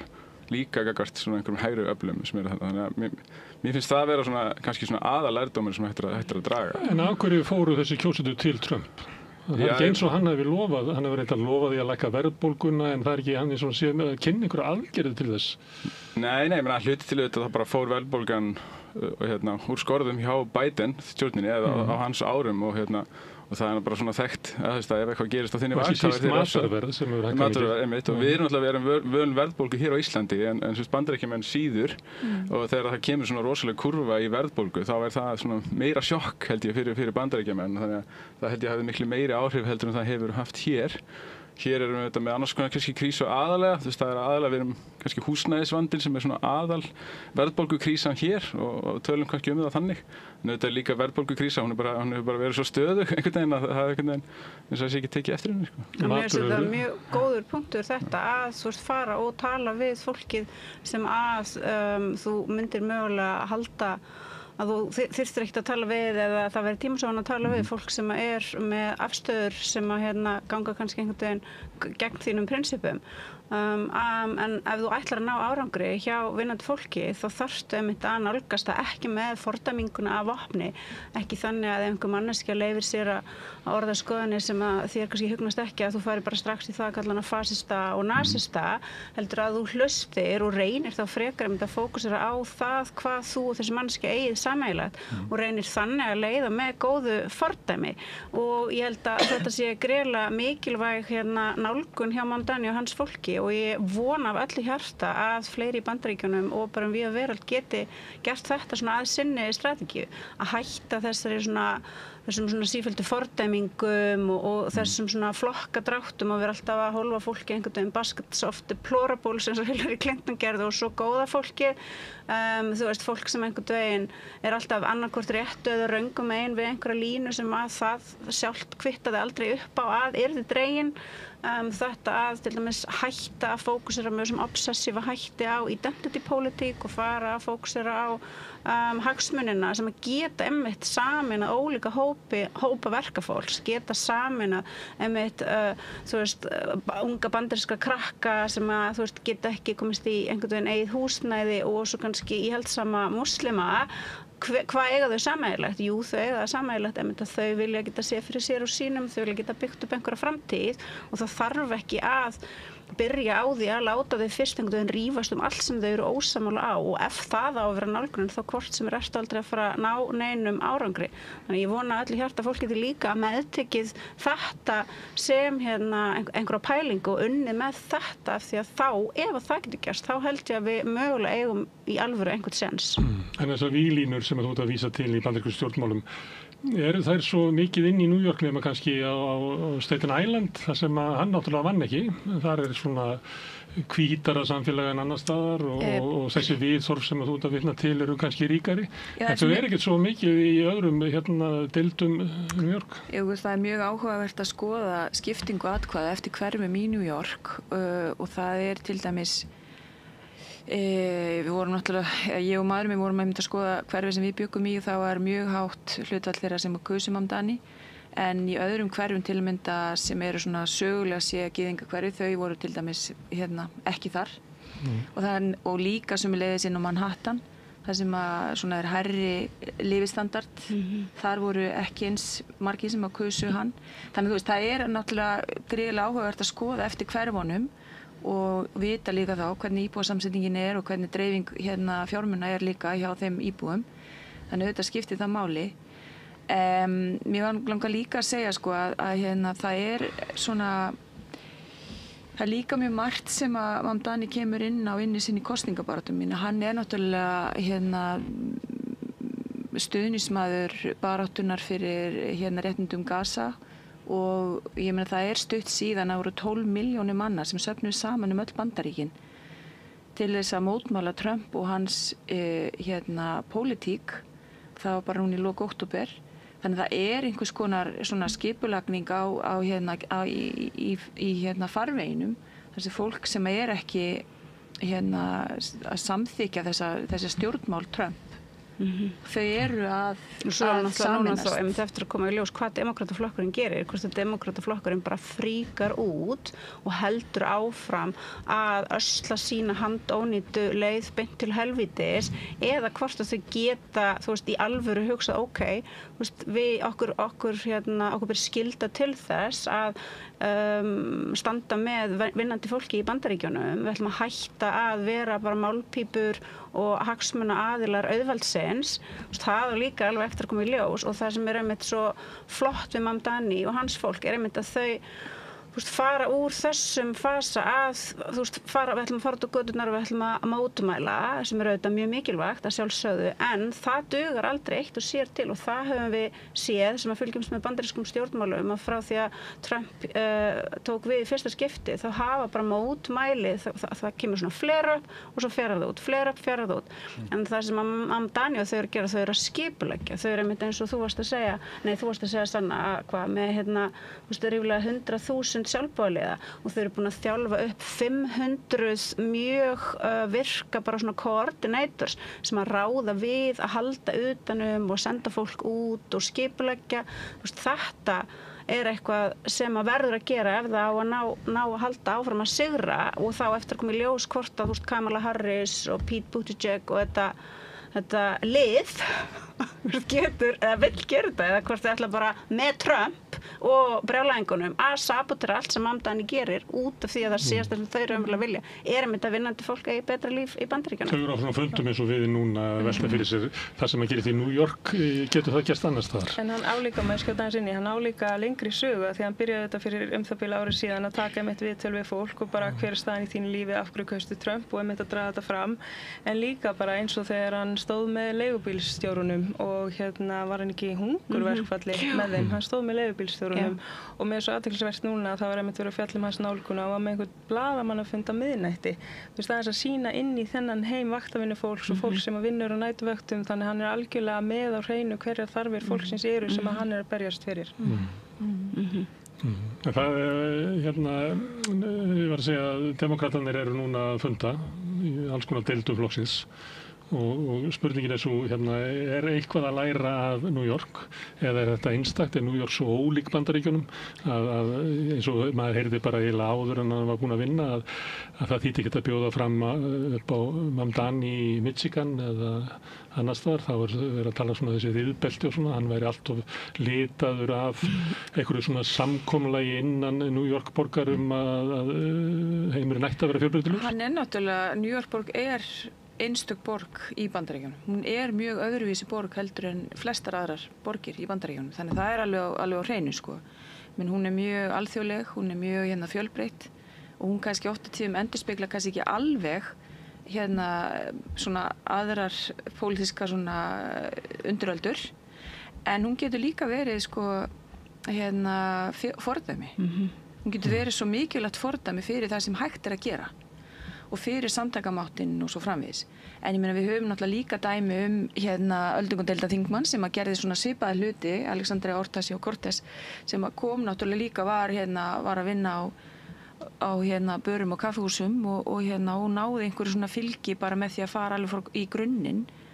En kannski höfum við séð svona aðeins minna til hennar undanfarið og þá kannski sérstaklega eftir innrásina inn í þinghúsið 7. janúar, þá svona eins og hafi orðið eitthvað áfall fyrir hana persónulega sem hafi svona aðeins dregið úr hérna allavega svona... Tók þátt í kosningabaráttu að sjálfsögðu, en ég bara að segja, það náttúrulega aðrir sem hafa líka reynt við líka hluti, en það verður mjög áhugavert að sjá líka samspil hérna Mamdani sem borgarstjóri og svo líka á fylkisvísu og svo líka síðan á landsvísu, hvort hann geti komið þessu stefnumálum í gegn eins og með samgöngumálin eða hérna húsnæðismálin sem eru náttúrulega verður alveg erfitt fyrir hann, sko. Svo hvílar það náttúrulega á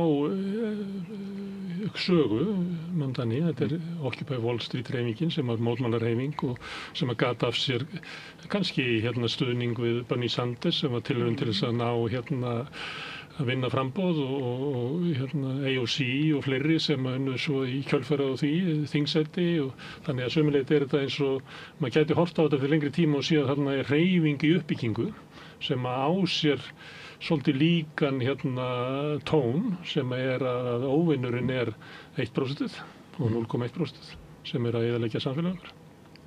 Já, ég meina, þetta náttúrulega bókstaflega hreyfing, heitir þetta ekki Democratic Socialist Alliance, DSA, sko, sem hérna, svona hálfgerð einhvers konar hliðarhreyfing í demokrataflokknum, ekki sett, og hérna, og ég meina, þeir eru búin að skipuleggja sér mjög vel á undanförnum árum og eru búin að ná þessum árangri bara með þrotlausri vinnu, þetta ekki eitthvað, þetta ekki tilviljun, en hérna, hins vegar þetta eru hlutir sem eru sérstakir við þetta framboð, ég meina, bara frambjóðandinn sjálfur, þetta mjög góður, þetta alveg einstakt talent svona til að tala við fólk og tala inn í myndavélar á svona TikTok myndböndum, að vísu eins og hefur bent á, var náttúrulega kannski aðalsigurinn var þetta að ganga í hús, sko, þetta var svakalegt að sjá tölurnar af fólki sem var með þessar hreyfingu og gekk í hús, en hérna það máli velta fyrir sér hvort að Zohran Mamdani hefði unnið í Kaliforníu eða unnið í Idaho eða eitthvað, en ég held samt að vera takin í myndina að ég meina hluti af vinnunni bara að fara út og sannfæra fólk, ekki bara að fá fólk sem nú þegar sammála pólitíkinni til að kjósa hana, ég meina þannig að gerð skoðanakönnun núna í einhverjum öðru fylki um það hvort það myndi vera að kjósa einhvern veginn eins og hann, það eflaust niðurstaðan mjög léleg fyrir Mamdani eða viðkomandi frambjóðanda, en hins vegar frambjóðið gengur út að fara út og sannfæra fólk um að þú hafi rétt fyrir ekki að breyta skoðunum fólks í kosningabaráttunni sjálfur, ekki bara sætta við að þetta séu skoðanir sem séu hérna fyrir og það sé ekkert hægt við því að gera við bara finna frambjóðanda sem passar inn í þessa lýðfræði sem við stöndum frammi fyrir. Það er miklu meira hugrekki náttúrulega í þessu að gera þetta svona. Þetta mjög mikilvægur punktur og þetta einmitt það sem að hann og hans fólk í DSA hafa verið að vinna með og við í Eflingu höfum verið að vinna með þetta og hann, væntanlega hans fólk hafa verið að leita í sömu fræði og við. Kona sem því miður fallin frá, ég hef eflaust talað hér áður, Jane McAlevey, sem að einmitt sagði þetta, þú ert ekki að mobilisera, þetta snýst ekki það þú að ná til fólk sem að þegar sammálaðir og fá þau til að mæta einu svona kjörstað, þú ætlar að organisa, þú ætlar að kenna fólki og skipuleggja fólk í það að fara út og tala við alla hina sem einmitt eru ekkert endilega sammálaðir alla hluti, þú ert ekki alltaf bara preaching to the choir, því það eru þetta bara kósi og skemmtilegt skiluru og þú veist, þá eiginlega, einmitt, stærsti sigurinn getur þá bara orðið það, þú veist, ná að mobilisera fullt af fólki í mótmæli, einmitt, eða halda úti eins og Occupy Wall Street, en það verður að vera stærra markmið og ef þú ætlar að vera með stærra markmið, þá ætlar í alvöru að ná völdum, halda völdum og geta svo nota völdin til þess að breyta efnislegum veruleika fólksins sem þú ert að vinna og berjast fyrir, þá þarftu að vera með skipulagningu og þú þarft einmitt að setja tíma og orku og mannskap í það, af því annars ertu einmitt bara fastur í einhverjum svona Groundhog Day og af því að hér var verið að tala Occupy Wall Street, þá langum við að benda á mjög góða bók sem heitir If We Burn eftir blaðamann sem heitir Vincent Bevins sem greinir í henni Occupy Wall Street hreyfinguna og ýmsar aðrar hreyfingar sem að spretta upp í kjölfar efnahagshrunsins 2008 og greining hans sýnir með svo ótrúlega skýrum hætti fram á þeim, þetta einhverju svona leaderless hreyfingar sem eru ekki struktúreraðar út í kringum eitthvað annað en bara eitthvað svona hugmyndur að við séum góð og skemmtileg og einmitt 1% sé vond, þær munu ekki ná árangri og þær raunverulega geta bæði skapað og lendi í hættu þar sem að þær, þú veist, verður einhver radikalisering en svo af því þær eru ekki með leiðtoga, þær eru ekki með prógram, þær eru ekki með neina hugmyndafræði, þá geta bara aðrir stigið inn inn í og notfært sér mómentið sem að hefur orðið til og það náttúrulega til dæmis það sem hefur gerst víða í Bandaríkjunum og í Evrópu að þú veist af því að vinstrið hefur ekki getað skipulagt sig, hefur ekki getað verið með eitthvað prógram, hefur ekki getað nátt kjósenda eða hefur bara einfaldlega ekki viljað það af því að það er orðið of nýfrjálshyggið, þá hefur hægrið komið, það nýja hægri og komið inn og þú veist talað inn í einhvern veginn reiði og biturleika fólks og fengið fólk til þess að koma til sín en ég held einmitt bara aftur ef við getum verið svo bara snjöll að fylgjast með Mamdani og ég myndi ekki sjá hann bara sem einhvern svona töff, ungan, flottan strák sem að hérna er þú veist, klókur og sjarmerandi sem hann klárlega er heldur að þú veist það er strategía og þetta byggir á einhverju þá getum við lært af þessu en ef við ætlum að halda einmitt þetta snúist bara með einhvern einn töff gaur og það sé þar af leiðandi ekki hægt að nota aðferðafræðina neins staðar annars staðar eða af því að New York sé svo einstök þá sé ekki hægt að nota aðferðafræðina annars staðar þá bara nennum við valla eins og að vera að tala þetta. Það hefur verið, það þarf bæði að vera motivasjón og það þarf að vera skipulegning á baku allar hreyfingar og þannig hefur það verið var til dæmis í kringum Corbyn, Momentum var alveg rísa, við getum talið fleiri sko sem að voru að starfa í henni. Það var gríðarleg hreyfing í kringum Bernie Sanders og það var hérna margir sem áttu einhverju uppruna í Occupy Wall Street og fleira, þannig að þetta hefur verið en þetta kemur eins og það kom í einhverju svona bylgjum og svo líka að því andstaðan er mjög sterk og Mamdani mun mæta mikil andstöðu. Já, hann var náttúrulega bara strax daginn eftir var New York Post komið með hamr og sigð og hérna allt það sko. Ég meina New York Post er búið að vera viðbjóðslegt í þessari kosningabaráttu til dæmis. Þannig að hérna hægri er alveg mætt á fullu sko.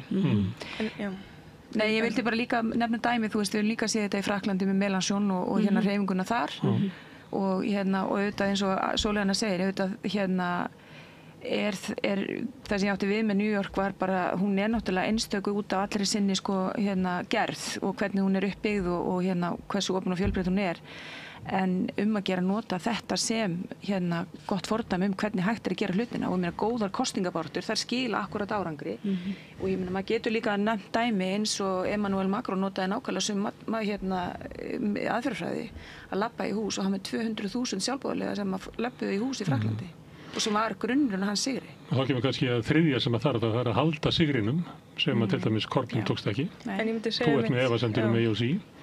Nei, ég er ekki með efasemdir um hana. Mér finnst svolítið dapurlegt að hafa ekki séð meira til hennar og ég hef verið að velta fyrir hverjar ástæðunar eru. En ég minna hún kom líka inn í þessa kosningabaráttu núna. Verið á svona ringferð með Bernie Sanders sem að stundu finnst manni hafa verið eina svona sýnilega mótvægið við Trump. Já, nákvæmlega. En ég minna að demókratar hafa líka verið að safna sér saman eftir alla ósigurina fyrir árið síðan þar sem þau töpu öldungadeildinni. Það er sorgarferli. Já, ég minna það er það. Já, en það þarf þetta ádrýst, það þarf þess að tengslu ólíka hópa, það þarf að vita hvað fólk í samfélaginu er að tala á sérst einhvern veginn svona þú veist, auðvitað ertu ekki að fara að leiða sko baráttu fyrir fullt af ólíkum hópum en þú sérst með öflug tengsl þannig að þú getur byggt ofan á því að hafa fólki með þér þannig að auðvitað er hérna útgangspunkturinn efnahagslegt réttlæti en svo auðvitað þú sá maður myndefni og myndir af honum og myndbönd í kosningabaráttunni þar sem hann er alveg að greinilega heyra í þú veist ólíkum hópum, ólíku fólki, hvað liggur helst á ykkur, hvað skiptir mest máli fyrir ykkur þannig að ég held að það sé líka mikilvægt að hafa fólki með sér. Hann lofar því að gera allt fyrir alla eins og þetta sem getur verið hættulegt. Þetta er svona populísk, það er ákveðin hætta í því. Þú ferðu og talar við sómalska leigubílstjóran og svo talar við íhaldssama gyðinginn og allir hafa tilfinninguna að þú allir að koma með framtíðina sem þeir þrá. En svo náttúrulega getur það ekki. Þú getur ekki komið með... En samt er hann með skýralínu myndi ég segja. Það er þetta efnahagslega réttlæti en hann er með einhvern veginn raddir fólksins þeirra veruleika líka einhvern veginn í minninu þegar hann gengur inn í borgarstjórastólinn en þetta verður örugglega ógeðslega erfitt að einhvern veginn ná öllu þessu í gegn og væntingarnar náttúrulega svo miklar sem er skiljanlegt þannig að ég bara vona að hann og hans hópur innilega bara ná þessu En sko, ég meina, þetta eru róttækar tillögur á bandarísku mælikvarða kannski og íslenskum með leigubremsu og alls konar svona sem við mögum ekki heyra Jú, já, kannski, en það er náttúrulega til í Bandaríkjunum hefur verið til mjög lengi sko, þannig að það er ekkit nýtt fyrirbæri sjálfu sér og leigan í New York líka náttúrulega sko bara eitthvað fyrirbæri sem sko mjög sérstakt og það ekkert skrítið að í svoleiðis sérstökum aðstæðum sem þarna út tróðu öllu fólki einhver pínlitla eyju hérna á Manhattan og þá bara þetta mjög skrítnar aðstæður, það algjör svona forsendubrestur, markaðsbrestur sem við kalla í hagfræðilegum skilningi. Þannig að það eru rök fyrir því að... Og eina sem byggt íbúðir fyrir auðkýfinga. Já, akkurat. Það alveg svo hér. Það bara byggt fyrir ríka fólkið. En sem sagt, það sem ég vildi segja, en þetta ekkert svo róttækar tillögur í raun og veru ef maður horfir á þær. Ég meina það verið að leggja til að fólk getur sett börnin sín í leikskóla. Frá 2 ára aldri. Nei, þau eru með frá sko nokkra vikna gömul. 6 vikna. Nú, ok, það eitthvað miskilið. Það ekki fæðingarorlof. Já, ok, en það ekki stefna til 2030 eitthvað svoleiðis. Það svona stefnt að, en þetta eru jákvæðar tillögur. Þetta eru tillögur að gera hlutina betri en núna, ekki bara halda í við þá sigra sem að unnust fyrir 10-20 árum síðan. Og ég meina, ef að stjórnmálamenn ætla að vinna kosningar þá þurfa þeir að segja við ætlum að gera hlutina betri, við ætlum ekki bara að halda hlutina í svona þokkalegu standi eða við ætlum að verja einhver... Sammála, og þeir geta heldur ekki bara talað einhver gildi, skilur, þau geta ekki verið bara eins og Kamala Harris, sem bara hvað ætlaði Kamala Harris að gera? Hún ætlaði bara að vera fyrsta eitthvað, hún ætlaði bara að, vera einhver, hún ætlaði bara að reyna að púlla eitthvað svona aftur á Obama, þú veist að fólk geti projektað einhvern veginn á hana og fengið tilbaka einhverja geislaði einhverja betri drauma en ekkert artikulerað. Já, ég má skjóta inn í sko, það eitt sem orðaði þetta svo vel sko, að þú áttur að kjósa Harris sko fyrir hana, ekki fyrir sjálfa þig sko. Þú áttur að gera það því það var svo mikilvægt að hún fengi að vera forseti, ekki að því þú fengir eitthvað út af því. Akkurat, þú áttur að leggja þitt að mörkum, koma henni til valda, en til þess að sanna að þú værir góð manneskja með réttar skoðanir og svo fyrir hana sem átt svona persónulegt achievement sem einmitt einhver svona andpólitík. Þú veist, þá erum við bara komin burt frá því af hverju ætti fólk bara yfirleitt að vilja taka þátt í pólitísku starfi og kjósa ef að þetta það sem boðið upp á og það auðvitað líka gerir það verkum að fólk bara hættir að vilja taka þátt í pólitík. Þetta er orðið svo fáránlegt. Það ekki hægt að bjóða fullorðnu fólki sem að býr kannski við erfiðar aðstæður að takast af alls konar áskorunir. Svona ótrúlega mikið bull og þess vegna held ég ef að það hægt að halda áfram að notast við svona hugmyndafræðina og mótilið sem að Mamdani og þau hafa notað í öðrum pörtum Bandaríkjanna sem eru þetta margir hverju mjög ólíkir uppbyggingu og sögu New York. Þá held ég að sé hægt að fara að byggja upp eitthvað alvöru vegna þess að það heldur ekkert hægt að það heldur ekki gott, það ekki vænlegt til árangurs að það sé einn staður í Bandaríkjunum sem hefur ótrúlega svona einstaka og skrítna stöðu og sögu þar sem að það hægt að ná svona árangri en allt hitt haldi bara áfram að fara til fjandans. Það ekki góð dill fyrir neitt. Sko. Þetta samspila því að þeir að tala Kamalu sem að fólk að kjósa sig svo því loksins konaforseti. Að sömuleyti þá gengur Mamdani með þetta sama eiginlega með sér. Hann innflytjandi, hann múslimi, hann margir horfa til hans að nú séu við að vinna og þegar kannski sé svona myndböndaði þar sem að maður heyrir sko borgin að garga. Ég hef þá tilfinninguna að það sé þetta fólk sem að garga, það sé sómalski leigubílstjórinn, nanníinn frá Puerto Rico, að það hafi upplifað að nú sé okkar tími, að við þurfum ekki að lifa í heimi sko hvítu jakkafattakallana eða sem er náttúrulega margir baðbókastur að vera svartir. Eða jakkafattakvennana. Sem er líka þegar á sigraði sko. Já, AOC dæmi þetta og svo erum við með dæmi í þessari hreyfingu erum við með svona gamla kalla eins og Bernie Sanders og Corbyn sem að hafa það með sér að þeir mættu á alla mótmælafundi síðustu halva öldina. Það var náttúrulega bæði verkamannaflokkurinn og svo demokrataflokkurinn sem bara koma markvist í veg fyrir það að þeir geti fengið raunverulegan status í flokkunum. Þannig að það hefur ekkert til ég að segja með aldur þeirra eða kyn klæðnað heldur bara með það að gera að það bara valda blokkinir inn í flokkunum. Það sterkar ennþá á þeim tíma sem það gerist að þeim bara ítt út. Jeremy Corbyn bara hrakinn burt með ligum það að hann hati gyðinga og Bernie bara látin tapa. Bernie og hans fólk bara látið einhvern veginn halda sig til hlés. Ég ekki að tala að þeir hafa verið ítt frá að þeir eru gamli kallar. Ég var að tala að þeir hefðu þessu stöðu vegna þess að þeir hefðu trúnað allra hinna ólíku hópa og ef maður skoðar greiningun á hverju kusu Mamdani að þá til dæmis hefði kannski bara orðið jafntefli ef að gagnkynniðir hefðu bara mátt kjósa. Hann hefði tapað eða hvítir hefði mátt bara kjósa. Hann hefði tapað eða konur hefði mátt bara kjósa. Mér finnst hann ramma sjálfsmynd sína sko vel inn í þessu félagslegu samhengi. Þú veist, hann að vísa til þess einmitt í sigurræðisins var það ekki, þegar hann segir einmitt, þú veist, þetta borg innflytjenda og verður núna stýrt af innflytjenda. Hann að tala inn í ákveðið svona félagslegt samhengi þegar hann fjallar einmitt sinna uppruna og sína stöðu en ekki eitthvað svona einstaklingshyggjan bara eitthvað vá, ég svo flottur í fyrsti múslimi og við höfum ekki haft svona ungan borgarstjóra í næstu 100 ár. Þannig mér finnst að ná einhvern veginn að vísa til allra þessar svona, hvað segir maður, félagslegra breyta sem að hólgerfast í hans líkama. Mér finnst að ná einhvern veginn að setja það fram í starra samhengi sem að skipti máli fyrir íbúa New York borgar, svona eins og ég skil þetta. Já, í sammáli. En svo líka, afsakið, að þá, þú veist, ef þetta á að virka, það mun ekkert virka ef við eigum alltaf bara að fá Mamdani, vegna þess að hann alveg svona 1 in a million gaur, sko.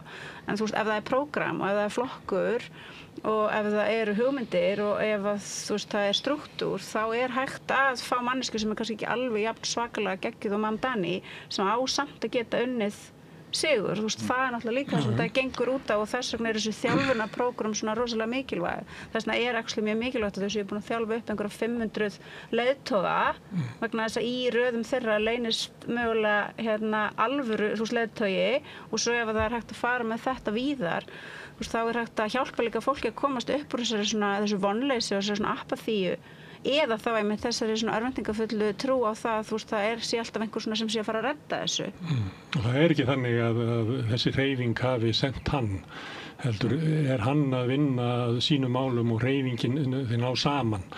Það ekki þannig að þetta sé sko skipulagt. Fyrir 1 ári þá var enginn búinn að skipuleggja þetta kom ekki í huga að þetta myndi gerast. Hann sjálfur var bara sjálfur á götunni að tala við fólk í kosningabaráttu Bernice held ég og allavega í þessu Democratic Socialist Alliance búinn að vera lengi meðlimi þar sko. Þannig að hann og svo lendir hann þarna í því að vera á þessu ríkisþingi eða hvað þetta hérna í New York og svo bara sást að þarna ákveðið talent sko. Það þetta annar ómerkilegur vettvangur, það fylkisþing ómerkilegur vettvangur. Frekar valdlaust fyrirbæri sko. En það þetta annar lærdómur að það þarf að leyfa fólki sem sko ekki til dæmis með einhvern rosalega peninga á bakvið sig að láta ljós sitt skína á svona pólitískum vettvangi, prófa fólk og leyfa fólki að prófa sig áfram í þessu hlutverki með einhverjum hætti. Það geta ekki ætlast til þess að maður búið bara til einhverjar stjörnur bara upp úr þurru sko.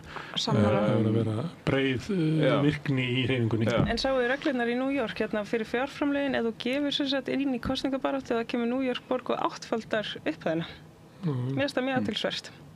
Þetta var einhverju viðtali við hann var sem sagt að nefna þetta. Þá hefum einstaklinga ekki þeirra Bloomberg gaf alla sína 100 milljónir. Nei, bara þeirra, já. Þeirra einstaklinga, upp á einhverju tiltekni. Þú mátt ekki safna einhvern veginn, þú veist, í einhverju sessjoni þá máttu safna $8 milljónum og svo, þú veist, já, þetta einhverja flóknar reglur og það verðist vera einhver Þeir fara fram hjá þessu með að gefa inn í einhverja svona sjálfstæðar hreyfingar sem eru síðan sem voru með allar hattusauglýsingarnar.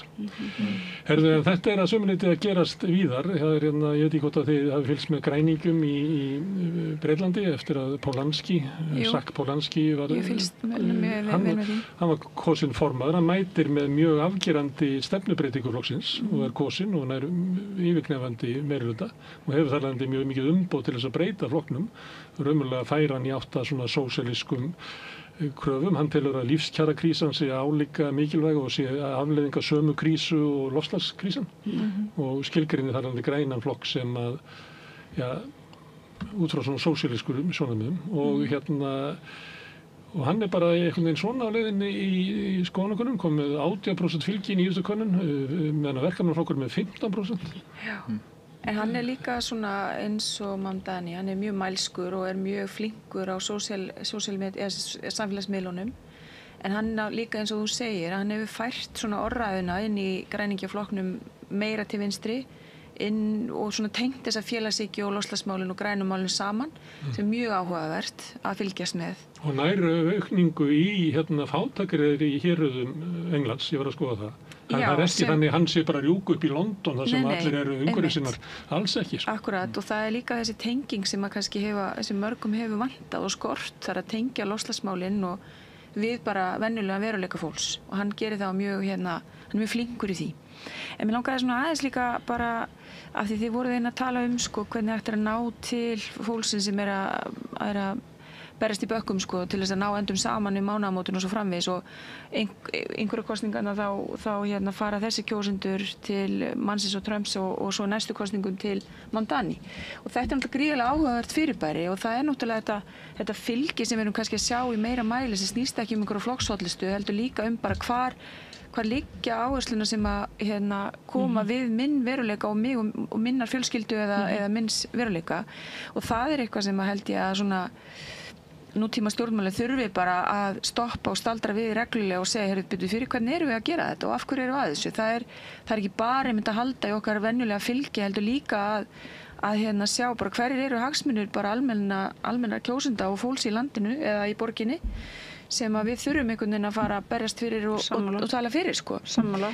Þannig að það orðið meira svona hreyfing á fylgi heldur en áður var og bæði það kynslóðin og líka náttúrulega efnahagsaðstæður sem að verða til gera það verkum með þetta svona þessi hreyfanleiki á fylgi orðið miklu meiri heldur en það var og það eitthvað sem að fólk í stjórnmálum verður að fara að horfast í augu við og tala við. Og byggir náttúrulega á vantrú fólks á stjórnmálakerfinu. Algjörlega. Og líka náttúrulega vegna þess að það ekki verið tilneinir alvöru einhverju verkamannaflokkar svo lengi, skilurðu, eins og þú veist, ég er verkakona og ég veit að ég kýs þennan flokk, þá þetta flokkur sem lítur á mig og mitt samstarfsfólk og mína félaga sem sitt bakland og hann hefur atkvæðin frá mér, þannig að hann mun advansera mínum hagsmunum, hann mun standa með mér í stéttabaráttunni sem að spilast út á hverjum einasta degi inn í pólitíkinni. En það er svo langt síðan að verkafólk hefur haft eitthvað svona í Evrópu og í Bandaríkjunum.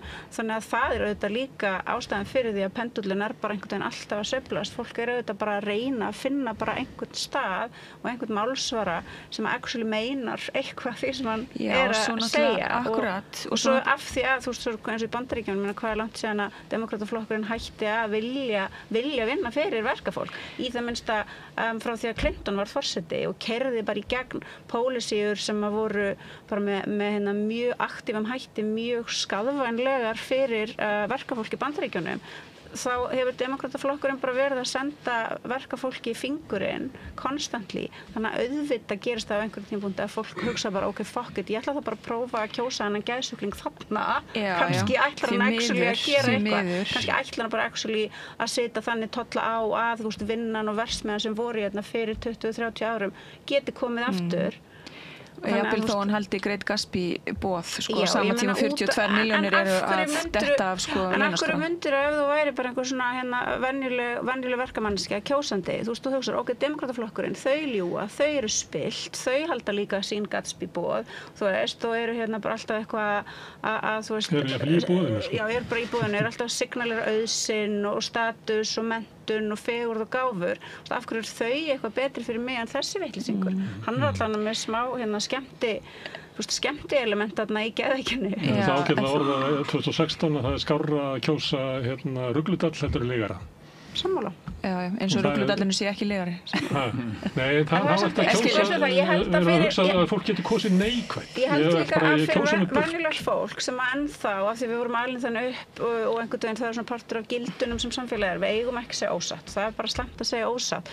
En svo ertu alltaf að láta kjósa manneskju sem þú veist einhvern veginn einstaklega alltaf bara eitthvað að segja ósatt. Þú veist, þó hún þykist samt vera betri en þú. Þess vegna held ég að fólk segja, ok, já, Legarinn og Rugludallurinn alveg líka að ljúga. En ég ætla samt ekki ásann, ég gera allan með opnum augum, ég ekki eins og eitthvað barn sem renna inn að ferðina temd inn í klefan til þess að kjósa Kamalu Harris af því að þá líka Kamalu Harris betur en vitandi það að ég mun aldrei fá neitt fyrir það. En það sem kannski líka stóri faktorinn í því sem hefur gerst hérna kannski síðasta áratuginn eða kannski aðeins meira náttúrulega hinn gríðarlegi og vaxandi ójöfnuður.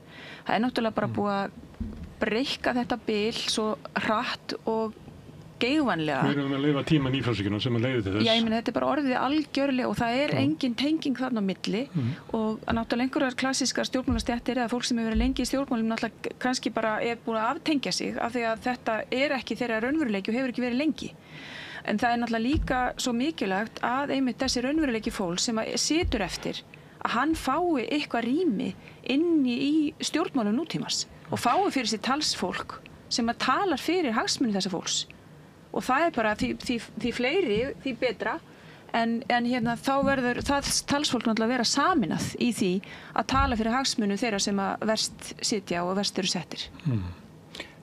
Já, ég tenkti þetta, ég gaf bara skjóta inn í varandi Trump og lýgina sko, að það hafi verið gerðar rannsóknir á þessu, hvernig fólk upplifir það hvernig Trump talar versus það hvernig aðrir stjórnmálamenn tala og fólk upplifir sko, að vissilega segir hann ósatt og fólk áttar sér fyllilega á því að hann sé að segja ósatt, alveg jafn oftar, jafnvel oftar en aðrir stjórnmálamenn. Fólk ekki fíbl.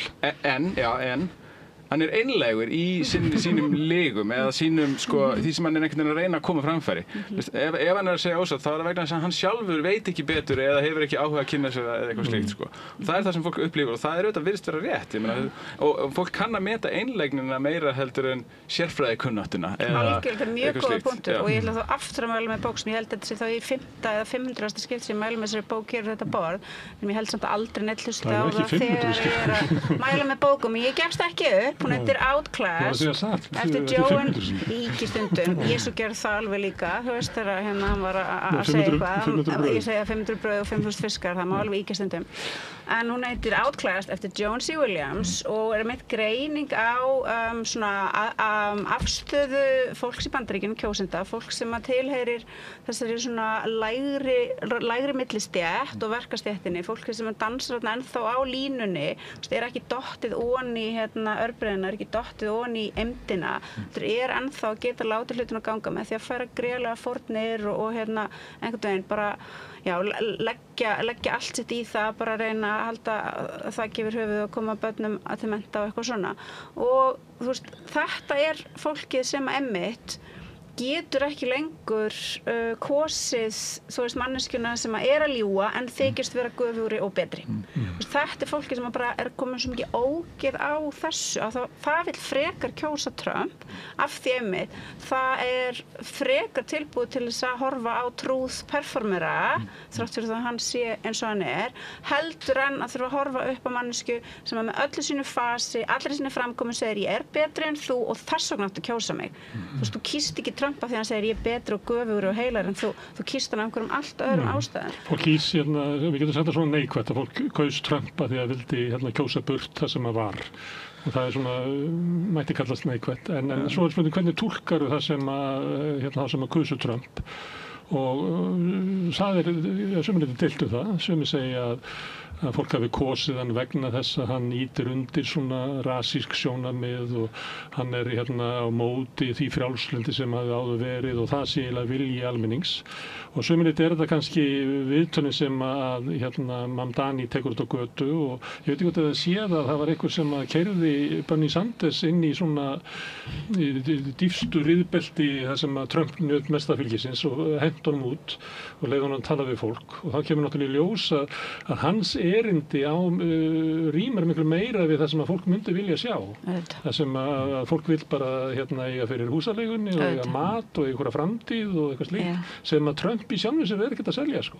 Trump bara ekki fólk bara þreytt á því það hefur einhvern veginn kannski kosað sama og hugsa bara eitthvað aldrei breytist neitt hjá mér þannig að það alltaf verið að segja að ég sé næst í röðinu og svo bara kom aldrei inn breytingar fyrir mig þannig að þess vegna kannski spilar það líka inn í breytta kosningahegðun því að hugsa einhvern veginn ég hef kosið lengi vel þennan flokk sem gerir ekki neitt fyrir mig, af hverju ætti ég að halda það áfram, það kannski spilar inn í, það mögulega eitt þáttur í þessu. Ég ætla að spyrja það, ef þetta þannig og við trúum því öll að ef þú fer bara með svona klassískt sósíalist erindi til almennings, þá mun almenningur velja sósíalisma.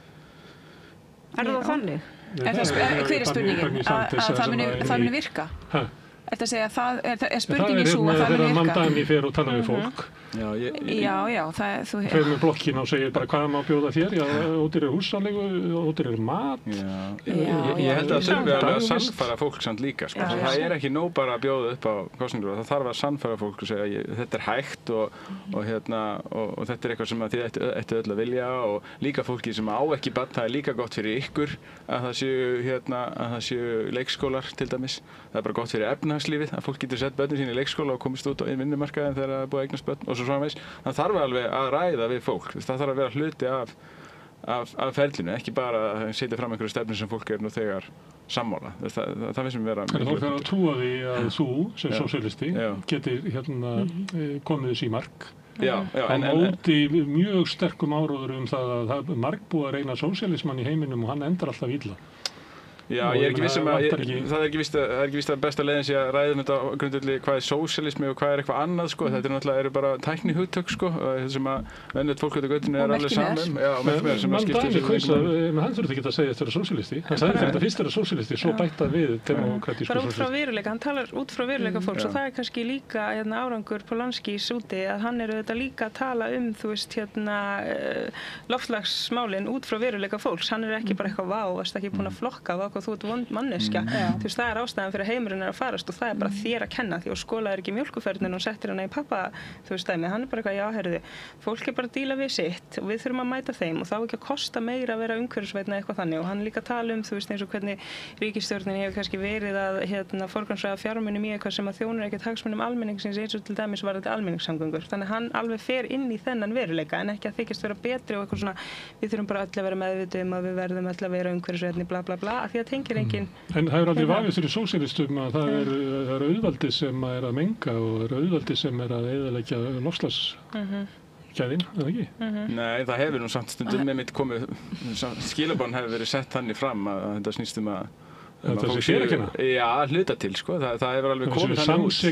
Ég er ekki að segja að það sé að hafa verið megin skilaboðin hjá neinum stjórnmálaflokki en ég meina, því miður hefur það allan verið tilfinning sem fólk hefur fengið að við séum ekki að þykjast vera betri eins og svolítið orðað aðan. Ég meina og það er ekki, held ég, góð ásýnd fyrir svona það er mjög slæm ásýnd og það er mjög slæm ásýnd að taka, ef þú manneskja sem í hárri stöðu, hefur góð laun, getur tekist á við kannski svona auknar skyldur vegna þess sem þetta lífið kannski að öðru leyti ekkert svo sérstaklega erfitt eða flókið versus manneskja sem að lífið bara allt erfitt og flókið og þegar að sligast undir allir þeirri ábyrgð og allir þeim skildum sem hafa verið lagðar á þér og svo koma skilaboð að þú einhvern veginn að halda áfram að færa fórnir eða gera lífið flóknara þetta er einmitt getur gert fólk mjög afhuga því sem að þarf að útskýra fyrir fólki að verði að vera samfélagslegt sameiginlegt verkefni en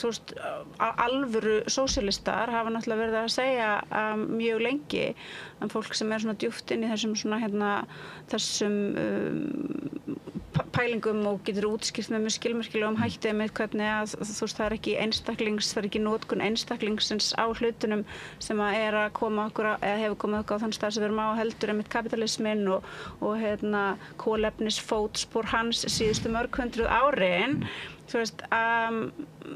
að þú getur ekki og ég trúi þessu til dæmis bara mjög mikið, þú getur ekki og hefðir aldrei geta raunverulega leyst loftslagsvandann nema að helst fyrst eða í það minnsta leið tækla félagslegt og efnahagslegt óréttlæti.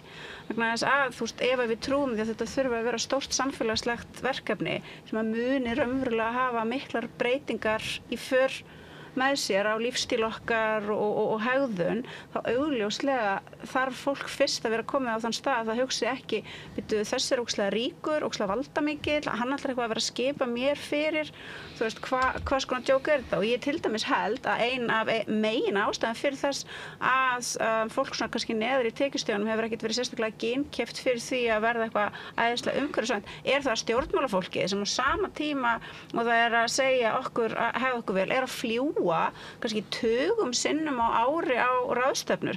Þetta er bara eitthvað sem að venjulegt fólk hugsa bara vá, þvílík hræsni, þetta eitthvað grín? Ég má ekki fara, einu sinni á ári til tenni og einu sinni á ári kannski aftur til tenni, ég veit það ekki. En þau með að fara, ég veit ekki hvað kom einhvern statistík einhverja Dagbjörg Eggertsson eitthvað, ég man það ekki. Þau eru important náttúrulega. Bara tugir ferða. Þetta hugsa allt venjulegt fólk bara eitthvað, þú getur ekkert sagt mér að ég sé eitthvað léleg ef að þú sjálfur ætlar ekki að axla neina ábyrgð. En svo sér það myndir ekki að segja að við leysum ekki loftslagsvandann nema að ná völdum af auðvaldinu. Við getum ekki gert það meðan auðvaldi hefur í öll völd í samfélaginu. Bara tengja saman félagslegt réttlæti og ég ætla aðeins að skoða það sem er völdina, því það er áberandi í kosningabaráttu Mamdani. Hann stillir sér upp gegn auðvaldinu. Og það er svona að vísa í Occupy Wall Street þar sem að þetta orðfæri var svolítið þróað, svona 1% og allt það.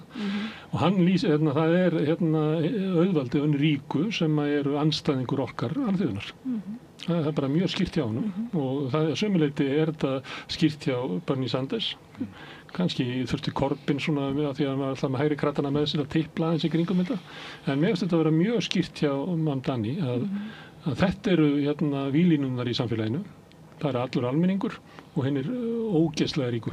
Já, enda líka hafa hinnir ógeðslega ríku orðið bara ógeðslega ríkari á kostnað hvers. Þetta verður öllu og þess að þurfum að taka völd af þeim. Ég meina Musk var að fá ansi feitan tékka núna bara nýlega daginn. En aðeins bara varðandi, ég heldur bara að segja örlítið, þú veist, þetta er náttúrulega baráttan gegn loftslagsbreytingum er náttúrulega líka snýst stéttapólitík. Samgöngur eru stéttapólitík.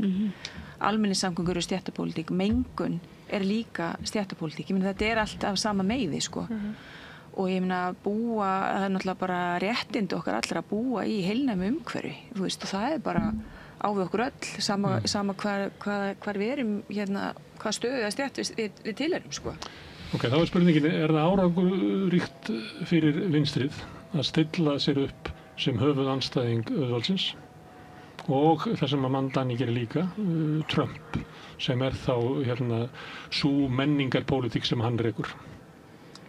Já, ég held það nú og stilla upp gegn auðvaldinu og það voru líka að passa að vera ekki bókstaflega hluti af auðvaldinu eins og flestir frambjóðandi demokrata eru þeir eru flestir einhvers konar milljónamæringar eins og Harris og Cuomo náttúrulega sem ætlaði að komast þarna að. Og verða það með því að gegna embættum. Já, eða það, en yfirleitt er þeir orðnið eins og þeir komast ekki, þeir eru ekki með nóg mikið fé til þess að geta komið kosningabaráttunni af stað án þess að vera með að vera nú þegar milljónamæringar og það er þetta eitt sem er gífurlega mikilvægt, snýst þessa svona einlægni sem við höfum verið að tala um að stjórnmálafólk sé bara venjulegt fólk og sé í þessum sömu eða svipuðum aðstæðum og venjulegt fólk og kannski ekki bara stjórnmálafólk, þetta er líka fólki sem er í kringu, fólk sem er að starfa fyrir stjórnmálaflokka, ráðgjafa þeirra og svona meins.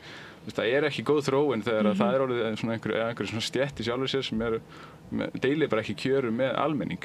Og það snýst líka menntun, svo ég segi það nú því ég er úr háskólanum og svona.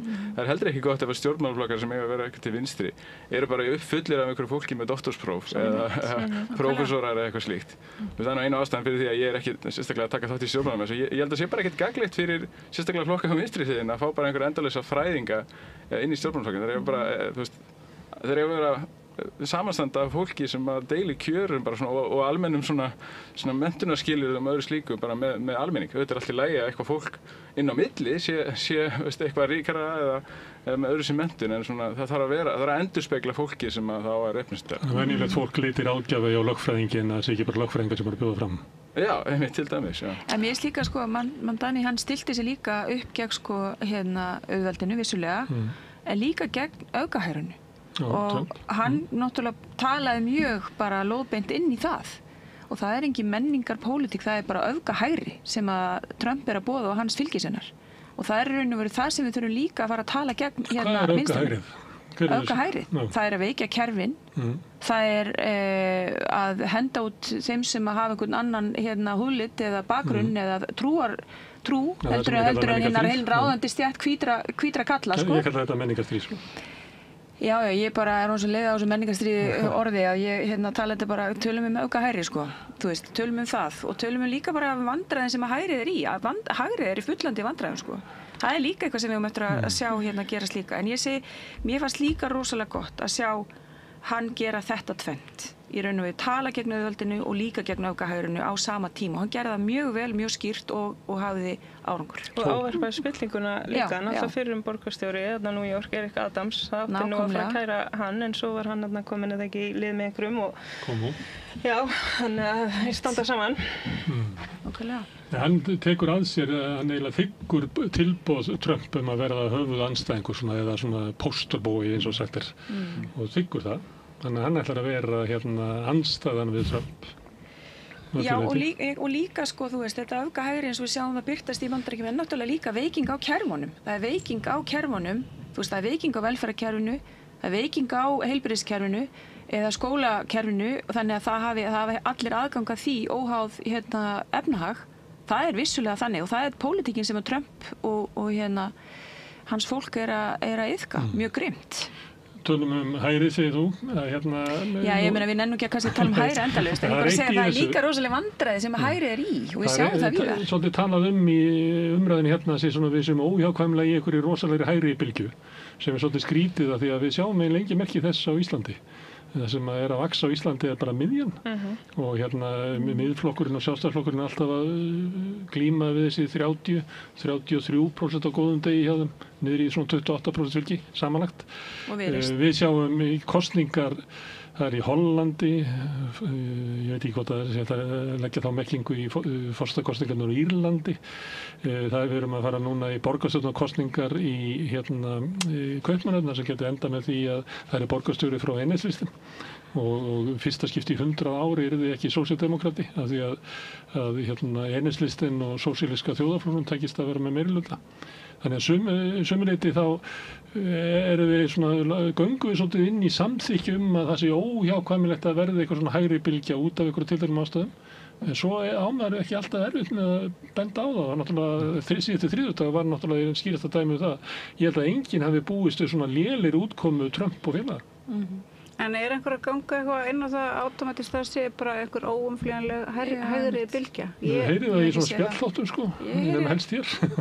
Já, ég veit ekki, ég held bara að, þú veist, ég menna við erum bara komin á, þú veist, það er bara krísur allstaðar, það er, þú veist, það er bara viðvarandi krísu ástand í kapitalismanum, þú veist, það eru stríð, það eru, þú veist, stríð sem að mega ekki enda, þú veist, það má ekki lengur hafa, þú veist, reyna að nota diplomasíu til þess að stoppa stríð, heldur evrópsk valdastétt bara obsessed af því að viðhalda til dæmis stríðinu í Úkraínu og er tilbúin til þess að funnela fjármunum innan úr velferðarkerfunum í þetta. Þú veist, þannig að stjórnmálastéttin orðin alveg bara snarrugluð sko. Þú veist, það er krísa í umönnunarkerfunum okkar, þú veist, þau eru annarkvort bara hrunin eða að hruni komin.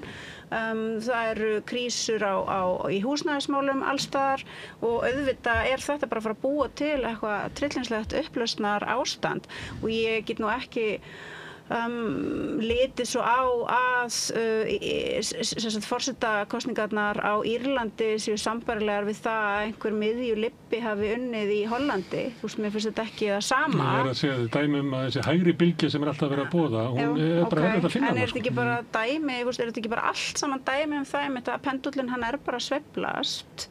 Ekki til hægri, heldur til vinstri. Og hann bara fer til hægri og svo fer hann til vinstri og svo er hann stopp í miðjunni og kannski er þetta bara svona orðið svolítið eins og lyftan í súkkulaði versmiðunni þú veist, munið ekki eftir lyftunni í Roald Dahl-bókinni þar sem að lyftan, þú veist, hún fer ekki bara upp og niður, hún bara fer út allt, þú veist og þetta er svolítið þannig er nútíma pólitík, þú veist, hún er bara einhvern þú heldur kannski að þú sést að fara að íta á þriðju hæðina og sérstulegin þanga en þá allt í næstu bara komin á einhvern allt annan stað og svo ferðu aftur inn í lyftuna og heldur að þú sést núna að fara að komast niður á fyrstu hæð en aftur ertu bara komin á einhvern allt annan stað þannig að ég held líka það að við ætlum að reyna eitthvað að greina pólitískt ástand þú veist, þá mun heldur ekkert duga fyrir okkur að vera með einhverjar svona gömlu greiningarnar vegna þess ef við viðurkennum að nýfrjálshyggjan hefur skapað, þú veist, brjálæðislega upplausn ef við viðurkennum að kapitalismin er einhvern veginn komin á þann stað að hann er bara heilt yfir toxic að upplausnin sé afleiðing af nýfrjálshyggju ef við viðurkennum það sé ekki hægt að hafa ekki upplausn og nýfrjálshyggju ef við viðurkennum það að, þú veist, verkafólk á ekki lengur neina flokka það á engan massbasa þú veist að verkalýðsfélög hafa verið veikt þú veist að verkalýðshreyfingin hefur orðið svona stofnun bara inn í stofnanaveldinni í stað þess að vera tól til þess að advansera hagsmunum verkafólks þá líka hljótum við að viðurkenna við getum ekki alltaf verið einhvern veginn að segja bara já ok, nú er þetta að fara til hægri eða nú er þetta að fara til vinstri eins og það sé einhver eðlileg kosningahegðun í gangi, einhver eðlileg kosningahegðun sem var fyrir einhverjum áratugum síðan vegna þess að það er augljóst að svo er ekki. Já, það er náttúrulega gríðarlegar breytingar sem eiga sér stað, það eru margir demokratíski flokkar sem eiginlega bara horfnir og eins og þeir hafa ekkert rosalegt vægi í fransku stjórnmálum lengur. Samanlagt fylgi Íhaldsflokksins og Verkamannaflokksins í Bretlandi minna heldur en reform í könnunum og græningjarnir eru með meira. En þegar þú segir þetta, en á sama tíma ertu að segja að það sé engin hægri bylgja. Jú, hún er þar. Hún er þar. Já, hún er, og hún getur líka bara styrst yfir því að það gerist eitthvað, það er einhver flóttamaður sem að fremur glæp, þá getur komið eitthvað spæk í atkvæðum til hægri flokka, svo kemur einhver fram og þú segir eitthvað annað og þá getur þetta spæk í atkvæðum til vinstri flokka. Það sem því vorum að tala að fólk velji neikvætt og að gera náttúrulega ennþá frekar í skoðanakönnunum, að ég held til dæmis að ef að uppgangur græningja heldur áfram eða verður til Your Party á Corbyn og svolítið annað, að þá kemur einhver valkostu sem að fólk sem óánægt með núverandi kerfi getur raunverulega bent á annað en reform. Og þetta reform með 70% fylgi þeirra sem ekki kusu síðast. En bæði í Hollandi og í New York, þá erum við líka að sjá kosningarsigra sem byggjast á von. Af því að fólk er ekki alltaf til í að kjósa bara eymd og volaði og brjálæðislegan reiðilestur, heldur líka einhverja von að hægt sé að breyta einhverju eða einhverja von það að hægt sé að stemma stigu við öfgahægrinu eða frjáls, þú veist, hvað við viljum kalla þetta, skilurðu? Þannig að ég held líka að það sé að fólk sem að það kýs líka þegar það sér von einhverja breytingar, eitthvað annað. Nýja framtíð. Þetta upplausnar ástand, ef að vinstri er skipulagt, þá getur það einmitt verið mótvæði við þessu upplausnar ástandi sem að byggir raun ekki á neinu. Þú veist, við sjáum kannski flokka vera með einhver slagur og svo ekkert að bakvega, þannig ég held að þetta sé bara gott tækifæri sem að nýta vel og bara skipuleggja sig í þágu fólksins sem að treystir á vinstrið. En það auðvitað einmitt svo mikið á bakvið. Það náttúrulega vandinn. Það ástæðan fyrir því að hlutirnir eru svona, einmitt af því að það svo mikið á bakvið. Fólk hefur svo ótrúlega mikið af ástæðum til þess að sýna með aktífum hætti í atkvæðagreiðslum andúð sína á kerfum, andúð sína á ríkjandi valdastjætt, andúð sína á því að það sé verið að fá þau til þess að samþykkja stórar breytingar á samfélögunum sem að þeim líður eins og þau hafa aldrei samþykkt. Þannig að einmitt ef við ætlum bara að hugsa þetta þannig að þetta snúist að veita fólki von og fólki á sig vonina, þá held ég við sem einmitt ekki á góðum stað. Ég skildi Rósu þannig að kjósa svona fram, að því að stundum verið sagt að stjórnmál undanfarna áratug hafa ekki verið að selja okkur framtíðarsýn, heldur verið að verja okkur fyrir ykkur og það á sannarlega við vista hægri. Það ekki að selja okkur einhvern heim nema kannski bara gamlan heim.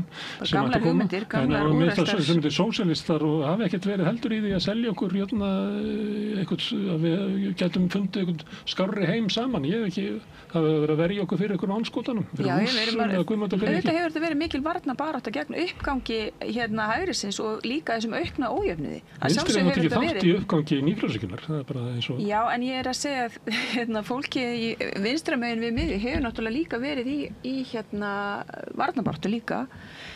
En það kannski líka alveg hægt að minnast á það hér, þú veist að hægri hefur líka verið bara að verða grimmara og ógeðslegra heldur en kannski vorum að sjá fyrir efnaðshrunið eða hvenær sem við getum tekið einhver tímapunkt að því með þessari auknum ójöfnuði þá verður til svo mikið grimmd inn í hennum kapitalíska heimi þannig að þau sem þeir aðalega sem verða ríkar og ríkari þeim slétt sama réttindi verkafólks eða réttindi launafólks eða réttlátt samfélag En ég held fyrir verkafólk að árin núna eftir hrun hafa kennt fólki með þetta að það skiptir einhver máli hvað þú gerist. Ég held í alvöru að það sé svo stór hópur af verkafólki sem að hugsi með sér já það skiptir einhver máli og þess vegna sé líka þessi tilhneiging til einhverjar svona tilrauna mennsku að þú veist, kjósa, ég meina fullt af fólki kaus Obama, svo fór það að kaus Trump. Þú veist, hvað þetta annað en bara einhver svona blatant, bara svona tilrauna mennska, bara til að sjá, þú veist, hvað gerist. Eða kjósundu flokk fólksins sem að þú veist, fór að þanga og prófa það. Bara af því að til dæmis, manneskja, segjum bara hér í Reykjavík, manneskja sem að hefur bara alltaf skilgreint sig sem vinstri manneskja sem að einhvern veginn hefur alltaf, þú veist, notast við þessi gömlu góðu gildi vinstri sinns, En svo horfir þessi manneskja kannski í kringum sig bara á sínum vinnustað, til dæmis sem bara hún vinna á leikskóla eða eitthvað svoleiðis og hún hugsa bara með sér, þú veist, hvað vitir í því fyrir mig lengur að vera einhvern veginn að segja ég ætla að kjósa til vinstri og segja vinstri manneskja. Hvað hefur batnað hjá mér þessi síðustu 10+ ár sem ég hef alltaf hegðað mér með þessum hætti. Og það líka ástæðan fyrir að fólk fer að sýna einhverja svona afbrigðilega kosningahegðun út af því að það lítur í kring og segja býtu, ég bara að vera að gera sama hlutin aftur. Hlutin hafa ekkert batnað, þvert á móti versnað. Og það ekki alltaf sagt eitthvað svona það sé til marks geðveiki að þú veist gera saman hlutin aftur og búast við einhverjum öðrum niðurstöðum. Stundum hefur bara eitthvað valkost og mætir á kjörseðil og það eru bara slæmir kostir. Já, og þá kannski hugsaðu bara fuck it, þá bara ætla ég að prófa þetta. Og ég held íslenski kjósendur hafa gert þetta, þeir reyndu vinstriflokkan eftir hrun, svo reyndu þeir eitthvað skrítin Framsóknarflokk Sigmundar Davíðs, svo reyndu þeir kosningasigur Bjartrar framtíðar og Viðreisnar og bara íslenski kjósendur nákvæmlega svona, þeir bara reyna eitthvað nýtt í hvernig kosningum. Það má kannski líka nefna það var bara í COVID-kosningunum sem við kusu íhaldsamt. Ríkjandi valda. Já, það má kannski líka nefna þessu samhengi bara minnkandi stjórnmála þáttaka, mjög mikil og það auðvitað tengist því að þú ert ekki lengur meðlimur og hefur aldrei verið meðlimur í stjórnmálaflokki, hefur aldrei mætt á fund hjá stjórnmálaflokki eða neitt slíkt, þá auðvitað eru tengslin við nokkur stjórnmálaflokki miklu minni og þú ber ekkert traust til einhvers stjórnmálamanns eða stjórnmálamannesku eða eitthvað slíkt og þá bara miklu minna sem þarf til þess að þú hoppir frá reynum flokki yfir annars og auðvitað það tengist kannski því að þau upplifa að þessi stjórnmálaflokkar hafa svikið sig en það tengist þetta líka öðrum hlutum bara eins og flokksmiðlar og svona einhver almenn hegðunarmynstur sem hefur breyst bara mjög mikið og svo maður tengir þetta líka við verkalýðshreyfinguna því auðvitað hafa flokkar til vinstri og sérstaklega sósíaldemókratar hérna á Norðurlöndunum tengt sér mjög sterkt við verkalýðshreyfinguna og þá þetta ekki bara þannig að þú kýst flokkina því þú einhvern veginn giskar á það að hann fyrir standa fyrir þínum hagsmunum heldur þú kýst hann vegna þess að þú ert með beina leið inn í verkalýðssamtök sem hafa áhrif á flokkina frá degi til dags þannig að þú ert að kjósa flokk til valda sem að þú get beint haft áhrif á gegnum þína verkalýðshreyfingu. Þannig að þú ert ekki bara að gera eitthvað 4 ára fresti, þú ert raun og vera að fá einhverja manneskja inn sem þinn fulltrúi með frekar beinum hætti. Og þetta náttúrulega bara svolítið að veða pínu horfi í íslensku með svona Norðurlanda stjórnmálum og það ekki gott held ég fyrir vinstrið. Þetta var eyðilegt, eins og sagt. Herðu, frábært að fá okkur hérna að tala vinstrið í tilefni af kosningasigri Mandani í New York. Solveig, Sanna, Rósa og Finnur, kærar þakkir. Takk sem leis. Við ætlum að koma hérna saman bræðurnir og ljúka þættinum eftir augnablik. Alþýðufélagið frábær hugmynd. Félagsgjöld í Alþýðufélagið eru krónur 2.750 á mánuði og renna óskipt til dagskrár og útsendinga samstöðvarinnar. Samstöðin.is Samstaða skilar árangri. BSRB afl í þágu almennings. Kennarar eru þrefalt líklegri en ófaglærðir til að halda áfram í kennslu. Börnin okkar eiga skilið fagmennsku og stöðuleika. Fjárfestum í kennurum. Kennarasamband Íslands. Samlokubrauð, maltbrauð, tékkneskt-brauð, súrdeigsbrauð, brauð ársins, Bernhöfts bakari, íslenskt handverk síðan 1834. Húnavellir gistihús, gisting og tjaldstæði á góðu verði, morgunmatur og kvöldmatur, sundlaug, heitur pottur og íþróttasalur. Tjaldstæðagestir hafa aðgangað öllu sem tilheyrir gistihúsi. Upplýsingar í símum 848 7012 og 861 2319. Tölvupóstur hunavellir@hunavellir.is. Hjálpið okkur að byggja upp dreifikerfi samstöðvarinnar með því að læka síður samstöðvarinnar á YouTube og Facebook.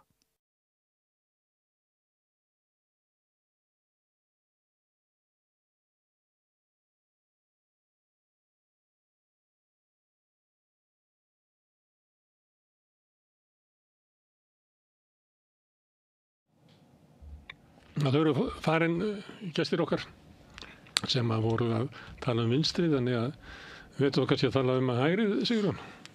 Já, náttúrulega, þetta Þetta er svolítið kauðst hjá Sjálfstæðisflokknum að tilkynna eitthvað fund á þess að gefa nokkuð út hvað það væri, heldur bara eitthvað svona... Breytt ásýnd? Já, breytt ásýnd, en ekkert málefnilega annað en þetta. Og svo ég var nú að horfa á þetta á Vísi sem var með þetta í beinni útsendingu og þarna stóð fólk, það voru engin stólar, þetta er bara eins og balli. Það er líklega verið hugmyndin að væri svona stuðningur úr salnum svona svolítið áberandi. Það hlýtur einhver að hafa verið að stýra klappinu og... Já, ég mér fannst þetta bæði það að það er eitthvað 12-13 mínútur yfir settan tíma sem Þórdís Kolbrún kom og var með svona kynningaræðu og sagði þar að Guðrún var góð manneskja og vinkona sín og það saman, en svo kemur Guðrún og þá er náttúrulega komna kannski 20 mínútur yfir 4 og hún byrjar að tala og þá var hún að bera upp á Samfylkinguna að vera svona frasaflokkur en samt talaði hún svolítið í frösum sjálf þegar hún var að tala þetta svona ódýrir liðinni var svona eins og útsölu bara og Hæstu því varist vinstri slísin eða eitthvað svona gamli frasar? Já, nánast og svo bara ætlar hann að sækja stefnuna bara langt aftur í fortíð Já, það ætlaði Kristrún líka að gera, hún ætlaði að finna ræturnar, kannski ætlaði Guðrún að finna ræturnar. Já, það hljóta að vera til einhverjar betri eða yngri rætur, þetta er náttúrulega allt annað þjóðfélag heldur en það var fyrir kannski 60-70 árum, það er bara reynt þetta líka því saman. Ég er þannig að vera að vísa í þetta og vísa í sjálfstæðisstefnuna, ég er nú stundum verið að auglýsið eftir því hvað getur maður lesið. Þetta er frasi, þetta er eitt frasinn. Þú finnur hann ekki, ferðu pröfa að fara inn á xt.is og reyna að finna sjálfstæðisstefnuna. Ég er búin að því. Hún er ekki til, hún er bara svona hugtak eitthvað. Og þetta er líka stétt með stétt og eitthvað svona, þetta er bara... Það verið að vísa í söguna og segjum að kannski ef að Bjarni væri formaður. Það kæmi ykkur fram og verið að vísa til sjálfstæðisflokks Bjarna Benediktssonar eldri. Þá var í því ákveði merki sem að var á þeim tíma að þá var flokkurinn meiri fjöldarhreyfing, hann átti svona dýpri rætur til svona venjulegs fólks og launafólks að meðan að tímabili Davíðs Oddssonar og svo yfir í Bjarna Ben þá hefur flokkurinn orðið svona frekar flokkur Samtaka atvinnulífsins og viðskiptaráðs.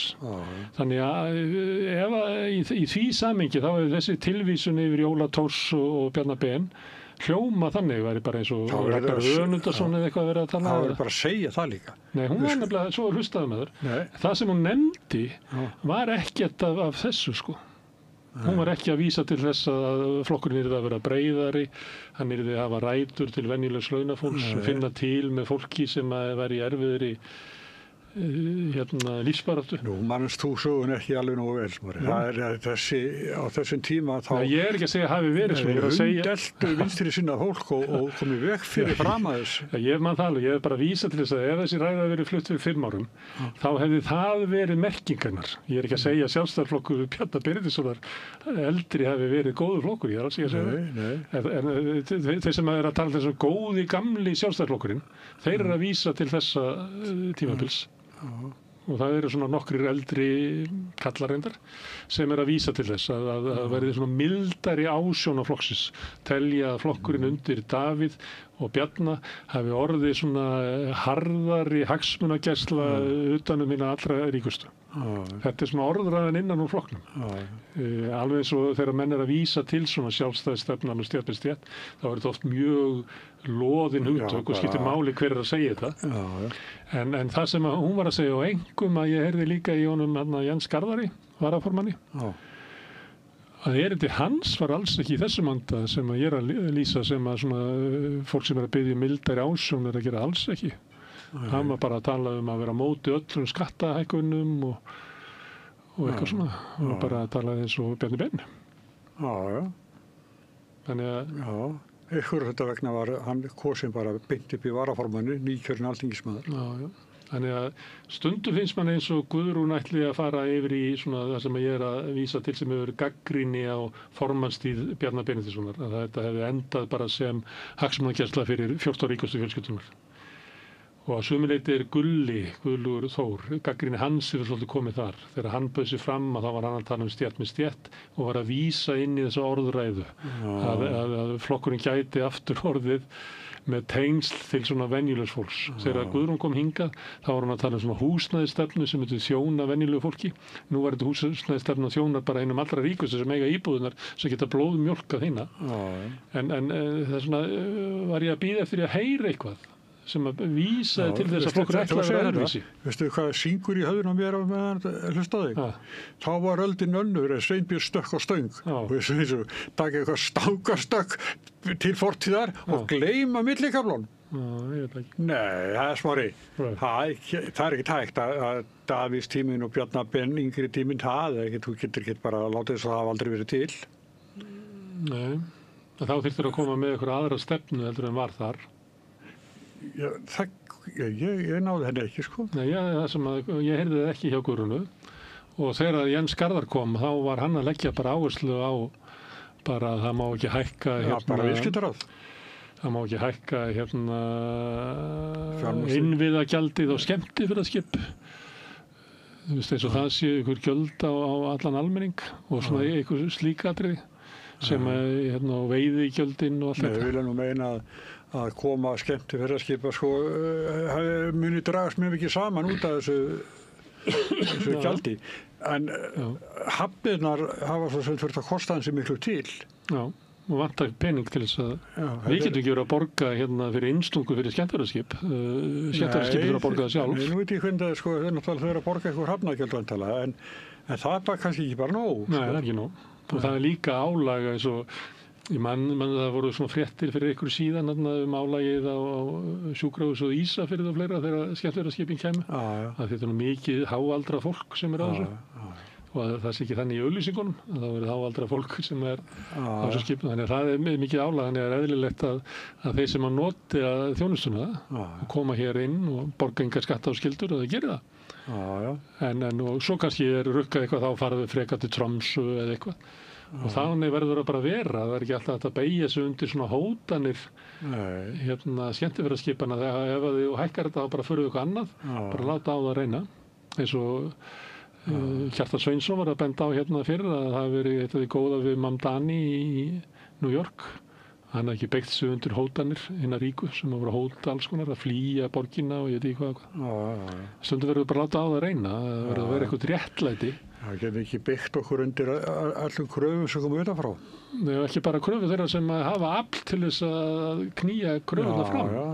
Þá endar náttúrulega í frekar ömurlegum heimi. Og skemmtifferðaskip þetta er betra fyrir hafnarstjóran og þann sem rekur búðurnar í bænum sem allt í einu fá yfir sig guðs af einhverjum kannski 300 manns og fínt að hafa þetta. En þetta verður samt að vera þannig að við séum ekki með sköttunum okkar að borga innstungurnar fyrir skipin þegar við komum í land. Nei. Þannig eins og við borgum til þess vegina fyrir þungaflutningana, fyrir það sem er að flytja allan eldisfisk að vestan. Að við erum að borga það. Og við erum eftir að borga mikið í viðbót. Þetta er svona pólitísku tíðindin, hún bind öllum kastljósum okkar, það er sér, Guðrún Hafsteinsdóttir, og það bara var að lítið sem kom. Það er hættulegt að lofa miklu og get ekki staðið inn. Það setur ekki góðan tón. Hún var eitthvað að færa fálkatekníkuna aftur til 1945 sem er svona merki flokksins. Ég veit ekki hvað. Þó ekki aftur fyrir lýðveldi, það er 1945. Þau komu með púltið sitt, fluttuð á Valhöll niður á Grand Hotel eins og þau gera með Laugardalshöllina. Það var eitthvað sem lagði til að þessu púlti yrði lagt. Og ástæðan var svo að það er gert eiginlega fyrir menn sem eru svona nála 2 metrar á æð. Með þess að Davíð Oddsson virkaði ekki alveg í þessu. Það sást bara krullur. Það lítur að hægt að hafa eitthvað kassa bakvið. Það hægt að gera það. En það var ekkert tíminn á einhverju tímabili. Það var verið að ræðum að fella þetta. Meðal annars bara því það eru fleiri konur sem er alltaf ræðu og þær eru svona almennt einhverjum 8-10 cm lægri en kallanir. 8 til 10? Já, ekki 8-10. Dilja Mist til þess mjög lágvaxin og fínlega kona. Og hún dinglar alveg í þessu púlti. En þá reis upp alveg gríðarlega ofan í alda. Ég held að það hefði verið einn landsfundur eða hvort það var bara svona flokksráðsfundur sem að pontan var ekki. Já, það er rétt. Það var alveg gríðarlega reiði. Við viljum fá pontun aftur. Og kannski þetta með að sækja einhvern veginn gamla fólkana, kannski þetta uppáhaldsfólki flestra sjálfstæðismanna sem eru þá líklega komið svolítið aldur eða þetta er verið að sækja þetta til 1940. En sko, hún talaði að hann hlakkaði svo mikið til, eða hún hlakkaði svo mikið til að taka til í ráðhúsinu. Og til að komast þangað, þá þarf bara ýmislegt að breytast. Og þeim er vand á höndum. Hvernig ætlaði að gera þetta? Já, það sem að svona öllu óbreyttu ætti Sjálfstæðisflokkurinn að geta unnið svona sæmilegan sigur í borgarstjórnarkosningum. Og ég byggi það á því að í síðustu kosningum að þá var kosið beint ofan í Íslandsbankaneyslið. Og ég er alveg viss um það að sá skandall hafi slegið svolítið vopnin úr höndunum á frambjóðandu og þau sögðu það á sín tíma að sama hvar maður kemur maður alltaf að ræða Bjarna Benediktsson. Maður getur ekki verið að ræða borgarmál. Þannig að ef stóri flokkurinn skilar ekki einhverjum skandall, þá myndi maður ætla að þau myndu ná einhver svona bata. Gallinn er sá að hann verður ekki nema á kostnað Framsóknarflokksins og Miðflokksins líklega, sem eru hinir náttúrlegu samstarfsflokkar Sjálfstæðisflokksins. Þannig að þó svo hann bæti við sig 2 kannski. Miðflokkurinn er ekki með neitt borgarfulltrúa núna? Ekki núna, en þeir mælast yfirleitt með 1 inni. Það eftir að koma í ljós En þeir eru með byr í seglin? Já, í landsmálunum. Það hefur ekki skilað sér alveg inn í en þá eftir að koma andlit á það, kannski finna þeir eitthvað góðan frambjóðanda. Ég meina Einar Þorsteins kom inn í svona byr sem að Framsóknarflokkurinn hafði og hann var allavega nógu góður frambjóðandi til þess að sá byr hélt áfram inn í borgarstjórn. Kannski finnur Miðflokkurinn eitthvað svoleiðis. Viðreisn er líka í ákveðnu byr, er búin að vera í byr síðan að kosið var síðast. Þau voru bara með mistu 1 í síðustu borgarstjórnarkosningum, voru með 2.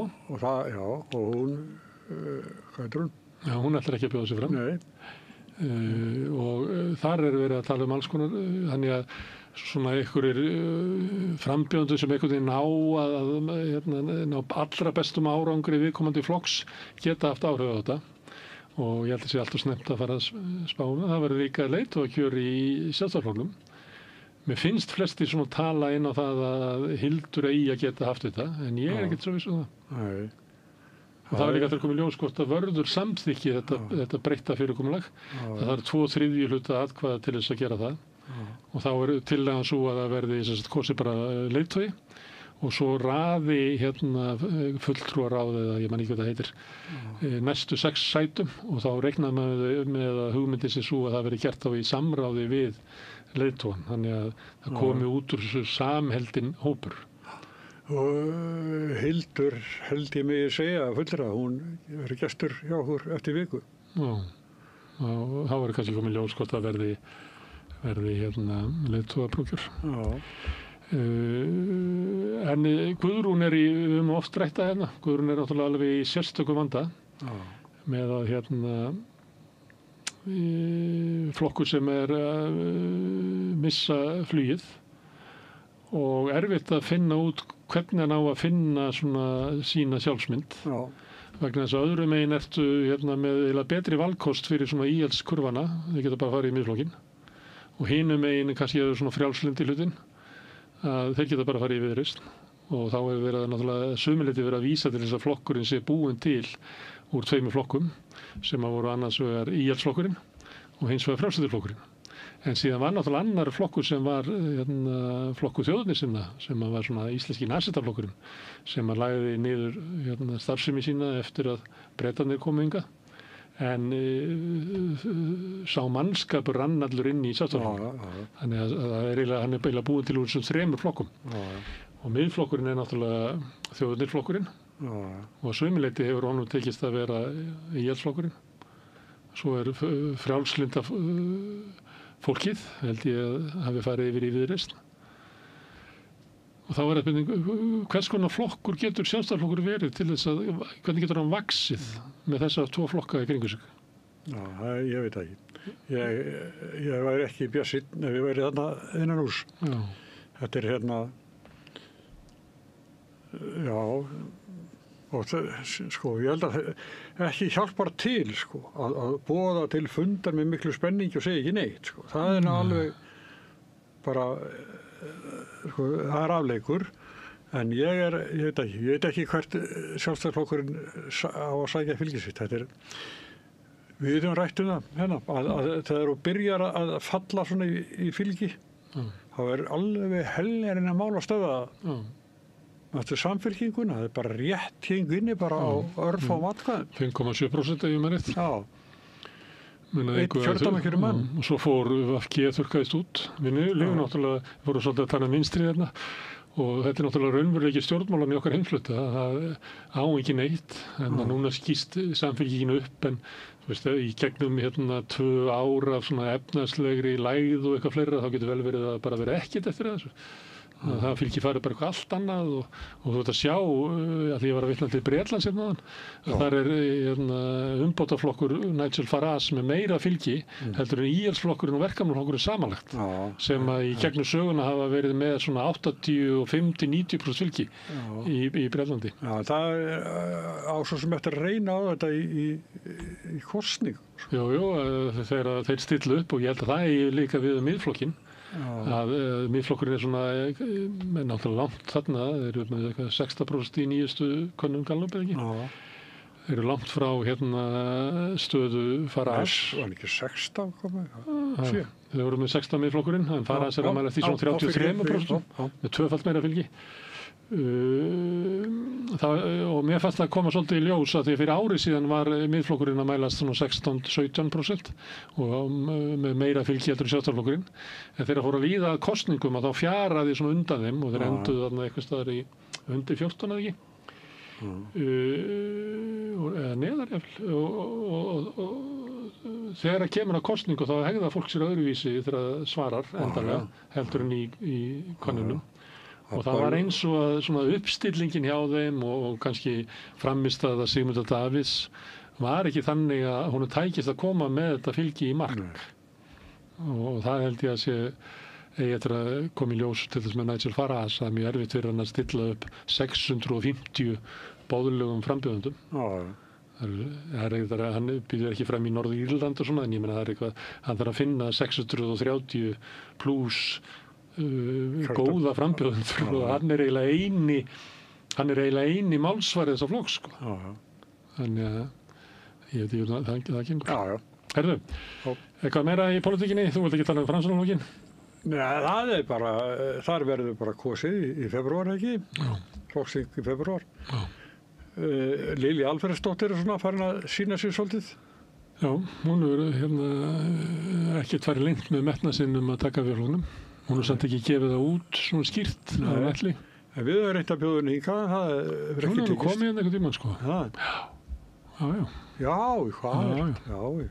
Fyrir ekki Lilja. Tók vel til sín svona. Það er svo gerir stundum að þeirra mæta svona kappar að það fara hinir gestinir að spurja einn. Þá er það svona svolítið, ég man eftir því eða þeim þætti. Gustar afinni. Við látum þetta gott heita í dag. Takk fyrir samfélgina og Laufey Líndal fyrir að taka upp og senda út, en ykkur þakka ég mest sem hafi verið að hlusta og horfa og breytt þessu samtali okkar í fjölmiðlun.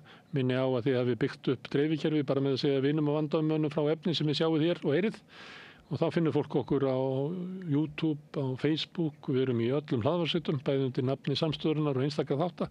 Við erum í útvarpinu á 89,1 á stór höfuðborgarsvæðinu, það má líka sækja þar útvarpsendingar á spilarinn. Spilari.is er á netinu, svo spilar líka app sem á að hlaða niður í síman og hlusta á Samstöðun og allar íslenskar útvarpsstöðvar hvað sem í heiminum. Við erum komin í sjónvarpið til þeirra sem eru heppin að skipta við fjarskiptafyrirtæki Síman, þar er númer 5 á fjarstýringunni. Við erum líka komin í kabelkerfin hérna suður með sjó og kannski ég veit ekki, með önnur fjarskiptafyrirtæki bjóða sínum viðskiptavinum upp á efni frá Samstöðunni. Ég held að Vodafone ætti að hugsa það eða Sín, því að gengur nú ekki allt og vel hjá þeim. En það sem að drífur Samstöðuna helst áfram er sá hluti áhorfenda og áhorfenda sem hafa gerst áskrifendur. Það er fólk sem tilheyrir Samstöðu skiptir máli í samfélaginu og styrkir okkur með áskrift. Þú getur slegist í þann hóp bakkjarla Samstöðurinnar með því að fara inn á samstöð.is, þann hnappi sem ástendur áskrift. Það getur skráðið fyrir 2.750 krónur sem er grunnsáskriftin, þú mátt borga meira og vilt og því sem er kjósið getur látið áskriftin að renna sér félagsgjöldin í Alþýðufélagið, en það er mitt Alþýðufélagið sem á og rekur Samstöðuna. Þetta er orðið gott hjá okkur í bili og okkur bara góðra helga það sem eftir er afinni, en svo sjáumst við hérna annað kvöld klukkan 8, þá verða sagður fréttir á Samstöðunni.